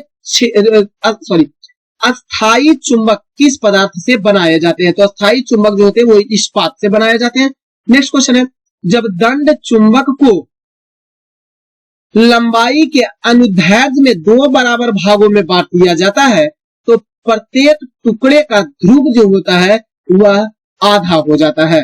नेक्स्ट क्वेश्चन है, मुक्त रूप से निलंबित चुंबकीय सुई जो होता है वो उत्तर और दक्षिण दिशा को इंडिकेट करता है। नेक्स्ट क्वेश्चन है, निम्नलिखित में से कौन सी धातु चुंबक द्वारा आकर्षित नहीं होगी? तो चुंबक द्वारा आकर्षित एल्यूमिनियम नहीं होता है, एल्यूमिनियम नहीं होता है। नेक्स्ट क्वेश्चन है, सभी चुंबकीय पदार्थ अपना चुंबकीय गुण कम करते हैं जब वे क्या होते हैं? तो जब उन्हें बहुत ज्यादा गर्म किया जाता है तो चुंबकीय गुण कम कर देता है। नेक्स्ट क्वेश्चन है, चुंबकीय गुणधर्मों के आधार पर ऑक्सीजन का संबंध किससे होता है? तो अनुचुंबकीय पदार्थों से होता है, यानी कि ऑक्सीजन जो है वो अनुचुंबकीय पदार्थ के अंतर्गत शामिल किया जाता है। नेक्स्ट क्वेश्चन है, कथन पर विचार करना है और सही कथन का आपको चुनाव करना है, ग्रुपिंग में आपका ऑप्शन का आंसर देना है। यानी कि पहला कथन है, चुंबकीय बल रेखाएं मंद वक्र बनाती है जबकि वैद्युतीय रेखाएं ऐसा नहीं करती है, बिल्कुल ही सही है। दूसरा है, विद्युत बल रेखाएं मंद वक्र बनाती है जबकि चुंबकीय रेखाएं ऐसा नहीं करती है, गलत है। तीसरा है, विद्युत तथा चुंबकीय बल रेखाएं दोनों मंद वक्र बनाती है, गलत है। ऑप्शन नंबर ए आपका सही हो जाएगा, यानी सी आपका सही होगा। नेक्स्ट क्वेश्चन है, निम्न कथनों पर आपको विचार करना है। ध्यान देंगे, आवेशित कण के ऊपर कभी भी बल नहीं लगता है, गलत है। आवेशित कण के ऊपर बल कभी भी नहीं लगता है, ये गलत है। आवेशित कण के ऊपर हमेशा बल लगता है, ये भी गलत है। ना तो हमेशा लगता है और ना तो एकदम लगवे नहीं करता, दोनों ही गलत है। यदि आवेशित कण पर बाह्य बल लगा है तो वह चुंबकीय बल रेखाओं में गतिमान होगा, ये बिल्कुल सही है। तो आपका चौथा है, यदि आवेशित कण पर बाह्य बल लगा हो तो वह चुंबकीय बल रेखाओं से गतिमान होगा, यह गलत हो जाएगा। तो ऑप्शन ए बनता है, केवल 3 कथन ही आपका सही होगा। नेक्स्ट क्वेश्चन है, निम्नलिखित कथनों पर आपको विचार करना है और जो ग्रुपिंग में आंसर ही देना है, 4 कथन आपको दिया हुआ है। ध्यान देंगे, चुंबकीय मोनोपोल्स एक ध्रुवीय नहीं होते। जब मोनोपोल्स है तो एक ध्रुवीय कैसे होगा? तो ये बिल्कुल सही होगा, नहीं होते हैं। मोनोपोल्स का मतलब होता है कि एक से मोनोपोल्स का मतलब होता है एक ही पोल्स, तो एक ध्रुवीय नहीं होता है। सही बात है, एक ध्रुवीय नहीं होता है। दूसरा है, चुंबकीय क्षेत्र में लोहे की 2 छड़ें एक दूसरे को आकर्षित करती है, बिल्कुल गलत हो जाएगा। आकर्षित नहीं करती है चुंबकीय क्षेत्र में लोहे की 2 छड़ें एक दूसरे को, जरूरी नहीं है कि आकर्षित करेगा। तीसरा है, चुंबकीय क्षेत्र में एक तार को मुक्त रूप से छोड़ने पर यह क्षेत्र के समानांतर हो जाता है, बिल्कुल सही है। और कॉपर प्रति चुंबकीय तथा लोहा अनुचुंबकीय होता है, यह बिल्कुल ही सही है। तो आपका आंसर जो बनता है 1, 3 और 4 आपका आंसर बनता है। नेक्स्ट क्वेश्चन है, लौह चुंबकीय पदार्थ जिस तापक्रम पर अनुचुंबकीय हो जाता है वह क्या कहलाता है? तो उसे क्यूरी तापमान कहा जाता है। नेक्स्ट क्वेश्चन है, एक आवेशित कण वेग v से चुंबकीय क्षेत्र B में गतिमान है तो कण पर लगने वाला अधिकतम बल अधिकतम होगा जब v तथा B दोनों लंबवत होंगे। नेक्स्ट क्वेश्चन है, जब एक आवेशित कण को एक बाह्य चुंबकीय क्षेत्र में रखा जाता है तो कण की गतिज ऊर्जा में परिवर्तन होगा, हमेशा 0 होगा। नेक्स्ट क्वेश्चन है, विद्युतीय चुंबकीय तरंगों का वेग कितना होता है? 3 × 10⁸ होता है। नेक्स्ट क्वेश्चन है, निम्नलिखित में से कौन सा तत्व प्रकृति में अनुचुंबकीय होता है? ध्यान रखेंगे, हाइड्रोजन अनुचुंबकीय का उदाहरण होता है। नेक्स्ट क्वेश्चन है, स्टील को चुंबकीय करना कठिन होता है। क्यों? क्योंकि अधिक धारण क्षमता के कारण ऐसा होता है, क्योंकि स्टील का धारण क्षमता जो होता है वो अधिकतम होता है, इसलिए इसे चुंबकीय करना कठिन होता है। नेक्स्ट क्वेश्चन है, जब अर्धचालक की डंपिंग की जाती है तो क्या होता है? ध्यान देंगे, चालकता बढ़ती है, बिल्कुल सही है, उसकी चालकता बढ़ जाती है। चालकता घटती है, गलत है। प्रतिरोधकता बढ़ती है, गलत है। प्रतिरोधकता क्या होती है? घटती। चालकता बढ़ती है और प्रतिरोधकता घटती है, तो 1 और 4 सही होगा। नेक्स्ट क्वेश्चन है, पी टाइप अर्धचालक। पी टाइप अर्धचालक में छिद्र जो होते हैं वो बहुसंख्यक वाहक तथा इलेक्ट्रॉन बहुत कम वाहक के होते हैं। ऑप्शन सी बिल्कुल सही है। नेक्स्ट क्वेश्चन है, जब आर्सेनिक को सिलिकॉन की अशुद्धियों के साथ मिलाया जाता है तो पदार्थ परिमाण देता है। एन टाइप अर्धचालक का परिमाण देता है। नेक्स्ट क्वेश्चन है, पी और एन संधि की अवक्षय परत की चौड़ाई जो होती है वो उत्क्रम अधीनति के तहत बढ़ती है। एकदम सेम टू सेम यह क्वेश्चन ये सब पूछेगा, एकदम डायरेक्टली क्वेश्चन रहेगा तो पूछेगा, इसलिए इसको एकदम कंठस्थ ही याद रख लेना है। उत्क्रमित अधीनति के तहत बढ़ती है। नेक्स्ट क्वेश्चन है, एक शुद्ध अर्धचालक में क्या होता है? तो शुद्ध अर्धचालक में ताप बढ़ने से परिमित प्रतिरोध घट जाता है। नेक्स्ट क्वेश्चन है, अतिचालक वे तत्व होते हैं, अतिचालक वे तत्व होते हैं जो बहुत कम ताप पर इनका प्रतिरोध घटकर शून्य हो जाता है, वही अतिचालक होते हैं। नेक्स्ट क्वेश्चन है, अर्धचालक की चालकता ताप बढ़ने पर बढ़ती है क्योंकि धारा वाहकों का संख्या घनत्व बढ़ता है तथा विश्रांत समय घटता है, परंतु विश्रांत समय के प्रभाव का घटना संख्या घनत्व में वृद्धि से बहुत कम होता है। Option number D. Next question है, पी और एन जंक्शन में डायोड द्वारा विपरीत धारा होती है, जिसका कारण क्या होता है? इसका कारण अपक्षय क्षेत्र में विद्युतीय क्षेत्र की अधिकता हो जाना होता है। नेक्स्ट क्वेश्चन है, जब अर्धचालक गर्म होता है तो इसका प्रतिरोध क्या होता है? तो इसका प्रतिरोध भी कम हो जाता है। नेक्स्ट क्वेश्चन है, निम्न में से कौन सी धातु अर्धचालक की तरह ट्रांजिस्टर में प्रयोग होता है? तो वो होता है जर्मेनियम का। नेक्स्ट क्वेश्चन है, अब कथन के रूप में आपको ऑप्शन दिया हुआ है, क्लियर? कथन है और कारण दूसरा दिया हुआ है, ध्यान देंगे कथन पर। कथन है, तड़ित चालकों को बनाने में लोहे की छड़ की अपेक्षा तांबे की छड़ों को वरीयता दिया जाता है, बिल्कुल सही है। कारण है, लोहे की तुलना में तांबा विद्युत का अधिक सुचालक है और वायुमंडल परिस्थितियों में सरलता से ऑक्सीकृत नहीं होता है, बिल्कुल ही दोनों ही कथन सही है और इसलिए ही तांबा का प्रयोग होता है, तो कारण भी व्याख्या करता है ये। नेक्स्ट क्वेश्चन है, तड़ित यानी बिजली चमकना से वृक्ष में आग भी लग सकता है क्योंकि इसमें अत्यधिक मात्रा में क्या होता है? विद्युतीय ऊर्जा पाया जाता है। नेक्स्ट क्वेश्चन है, परम शून्य तापमान पर अर्धचालकों में विद्युत प्रतिरोध हो जाता है तो संपूर्ण अनंत हो जाता है। संपूर्ण हो जाता है या अनंत हो जाता है। नेक्स्ट क्वेश्चन है, रडार का आविष्कार किसने किया था? रडार का आविष्कार जो है वह किसके द्वारा किया गया था? ध्यान देंगे, टेलर और यंग नामक विद्वान के द्वारा रडार का आविष्कार किया था।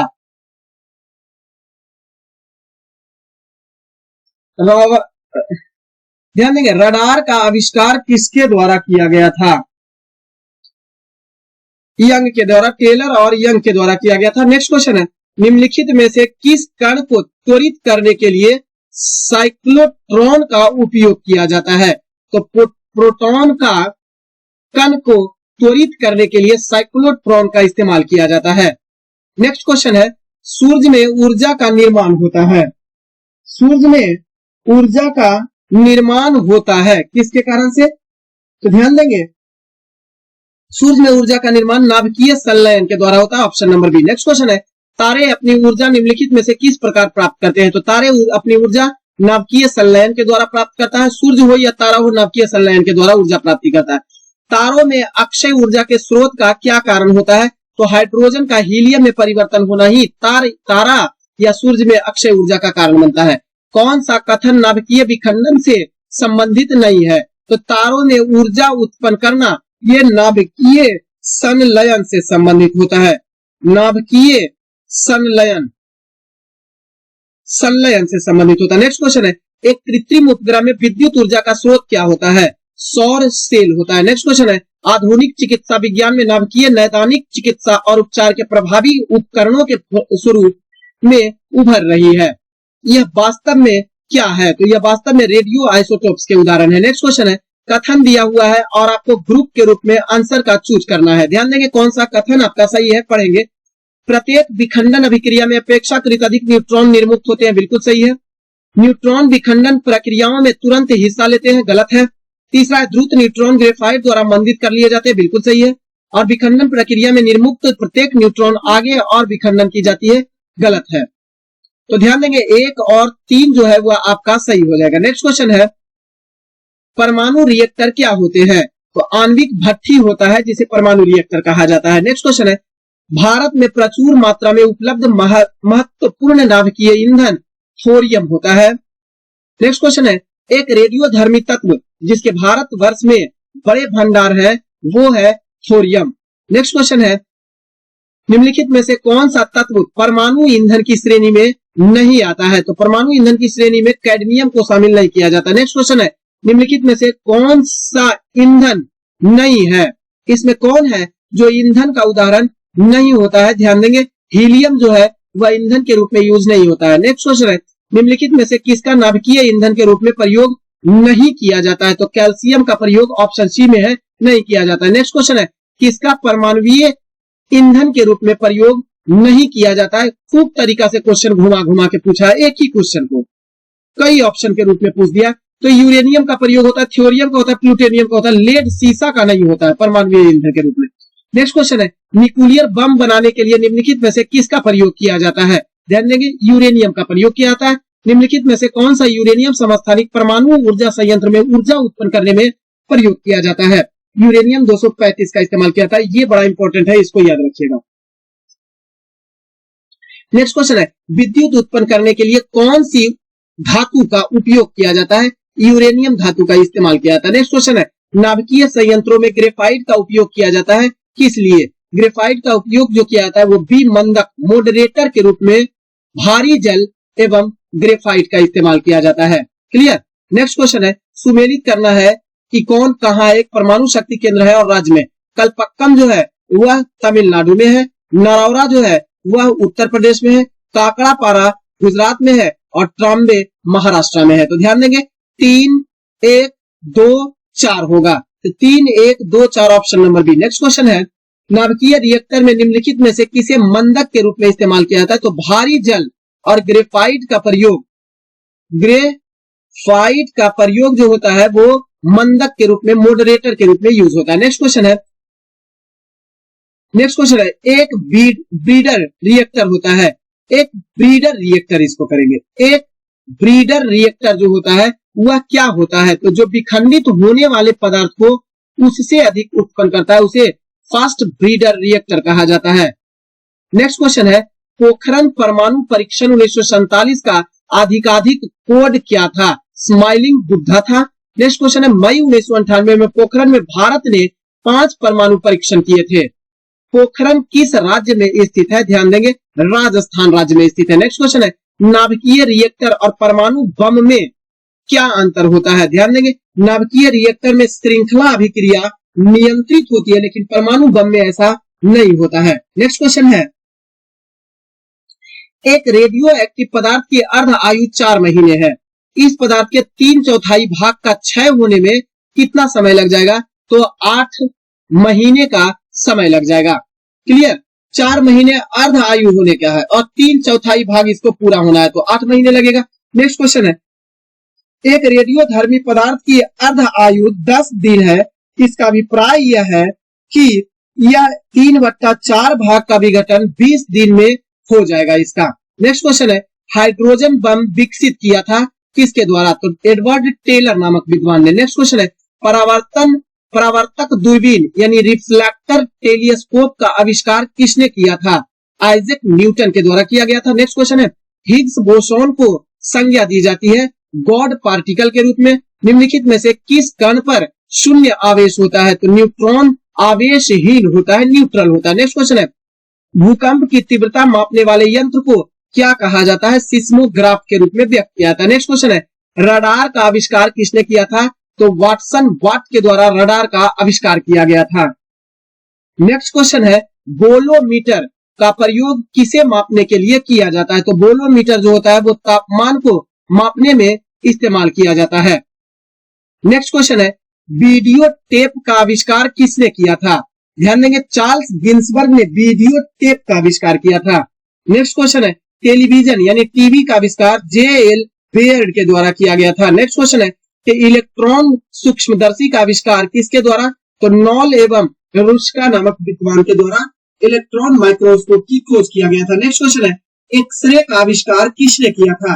रोएंटजन ने एक्सरे का आविष्कार किया था। नेक्स्ट क्वेश्चन है, परमाणु बम का विकास किसने किया था? तो रॉबर्ट ओपेनहाइमर के द्वारा किया गया था। नेक्स्ट क्वेश्चन है, पेनिसिलिन के आविष्कारक कौन थे? अलेक्जेंडर फ्लेमिंग के द्वारा पेनिसिलियम नामक कवक से 1928 ईस्वी में पेनिसिलिन की खोज किया गया था, जो बनाया गया पहला एंटीबायोटिक था। नेक्स्ट क्वेश्चन है, मोबाइल फोन का आविष्कार किसके द्वारा? मार्टिन कूपर के द्वारा किया गया था। ध्यान देंगे, निम्नलिखित गलत युग्म को चिन्हित आपको करना है। तो मैडम क्यूरी ने डायनामाइट की खोज नहीं की थी। डायनामाइट की खोज किया था, नोबेल पुरस्कार जो दिया जाता है डायनामाइट की खोज, नोबेल पुरस्कार जिसकी याद में दिया जाता है डायनामाइट की खोज उनके द्वारा ही किया गया था। ध्यान देंगे, ए.जी. बेल जो है वो याद रखेंगे, डायनामाइट की खोज अल्फ्रेड नोबेल, नोबेल की याद में दिया जाता है अल्फ्रेड नोबेल ने किया था डायनामाइट की खोज। ध्यान देंगे, ए.जी. बेल टेलीफोन की खोज, जे.एल. बेयर टेलीविजन की खोज, जेम्स वॉट स्टीम इंजन की खोज। नेक्स्ट क्वेश्चन है, सुमेलित इसमें से कौन सा नहीं है? मैनोमीटर दाब को मापता है, कार्बोरेटर आंतरिक दहन इंजन, कार्डियोग्राफ हृदय तल की गति को मापता है, जबकि सिस्मोमीटर जो होता है वो पृष्ठ तल की वक्रता को नहीं मापता है, बल्कि यह भूकंप की तीव्रता को मापता है, भूकंप की तीव्रता। क्लियर?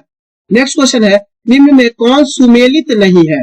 ध्यान देंगे, एनीमोमीटर वायु की चाल बिल्कुल सही है, आमीटर विद्युत धारा बिल्कुल सही है, टैक्योमीटर चक्के की गति को मापता है, चक्के की गति को मापता है, दाबांतर को मापता है कौन? बैरोमीटर, पायरोमीटर उच्च ताप को मापता है, बिल्कुल सही है। तो आपका आंसर जो इसमें जाएगा ऑप्शन नंबर सी जाएगा। नेक्स्ट क्वेश्चन है, निम्नलिखित में से कौन सा युग्म सही मिलान है? सिस्मोग्राफ जो होता है भूकंप के झटके की तीव्रता को रिकॉर्ड करने में इस्तेमाल किया जाता है। क्लियर? पिक्नोमीटर घनत्व को मापने के लिए, पायरोमीटर उच्च तापमान को मापने के लिए, और पाइरिलियोमीटर जो होता है वो अति उच्च तापमान, या इसको देख लेंगे पाइरिलियोमीटर। नेक्स्ट क्वेश्चन है, टैकोमीटर यानी वेग मापी का प्रयोग किसके मापन के लिए किया जाता है? तो घूर्णन गति को मापने के लिए टैक्योमीटर का प्रयोग किया जाता है। नेक्स्ट क्वेश्चन है, सूची 1 को सूची 2 से मिलान करना है। एक तरफ उपकरण दिया हुआ है, दूसरी तरफ मापक की गई दिया हुआ है। आमीटर जो होता है वो धारा को मापता है, विद्युत धारा को मापने के लिए आमीटर का प्रयोग। हाइग्रोमीटर जो होता है वो सापेक्षिक आर्द्रता को मापता है। बैरोमीटर वायुमंडलीय दाब को मापता है, और स्प्रिंग तुला जो होता है वो भार को मापता है। तो ध्यान देंगे 3, 4, 1 और 2, 3, 4, 1, 2 ऑप्शन नंबर 2। नेक्स्ट क्वेश्चन है, सुमेलित करना है, 1 को 2 के साथ मिलान करना है। ध्यान देंगे, भूकंप सिस्मोग्राफ हो जाएगा आपका, ऊंचाई हो जाएगा क्या? अल्टीमीटर, विद्युत धारा क्या हो जाएगा? तो आमीटर, प्रतिरोध क्या हो जाएगा? ओम। 2, 3, 1, 2 आपका सही होगा। नेक्स्ट क्वेश्चन है, कृष्ण छिद्र सिद्धांत का प्रतिपादन किसके द्वारा दिया गया था? एस चंद्रशेखर के द्वारा दिया गया था। एलईडी का आविष्कार किसने किया था? ध्यान देंगे, निक होलोन्यांक ने एलईडी बल्ब का आविष्कार किया था। नेक्स्ट क्वेश्चन है, प्रकाश वर्ष किसकी इकाई होती है? तो दूरी का मात्रक होता है प्रकाश वर्ष, लेकिन लंबी दूरी का मात्रक पास्कल होता है। नेक्स्ट क्वेश्चन है, कौन खगोलीय दूरी की इकाई होती है? तो पार्सेक जो होता है वो खगोलीय दूरी की इकाई होती है। एक वस्तु का द्रव्यमान ... क्या होता है? तो भौतिक राशि होता है, मौलिक राशि होता है, और अदिश राशि सभी होता है। नेक्स्ट क्वेश्चन है, एक्स किरणें की खोज के लिए किस जर्मनी वैज्ञानिक को नोबेल पुरस्कार दिया गया था? तो रोएंटजन के द्वारा एक्स किरण की खोज किया गया था। नेक्स्ट क्वेश्चन है, वर्ष 2018 में लेजर तकनीक में महत्वपूर्ण खोज हेतु नोबेल पुरस्कार प्रदान किया गया था 2018 में, किसे? तो ध्यान रखेंगे, जेरार्ड मोरी, आर्थर एस्किन और दोनों स्ट्रिसलैंड को सभी को प्रदान किया गया था। नेक्स्ट क्वेश्चन है, भारतीय तकनीकी अनुसंधान संस्थान कहाँ स्थित है? लखनऊ में। नेक्स्ट क्वेश्चन है, सुमेलित करना है, मिलान करना है आपको। तो भारतीय भौतिकी प्रयोगशाला जो है वो नई दिल्ली में है, ध्यान रखेंगे। राष्ट्रीय समुद्र विज्ञान संस्थान जो है वो है पणजी में, गोवा में। भारतीय मौसम वेधशाला जो है पुणे में है और भारतीय इलेक्ट्रिक लिमिटेड जो है वो कर्नाटक में स्थित है। तो 4, 3, 1, 2 आपका सही होगा। नेक्स्ट क्वेश्चन है, राष्ट्रीय प्रौद्योगिकी दिवस किस दिन मनाया जाता है? 11 मई को राष्ट्रीय प्रौद्योगिकी दिवस, नेशनल टेक्नोलॉजी डे, प्रौद्योगिकी दिवस मनाया जाता है 11 मई को। ये था हमारा 366 यानी 350 प्लस क्वेश्चन जो कि फिजिक्स में था।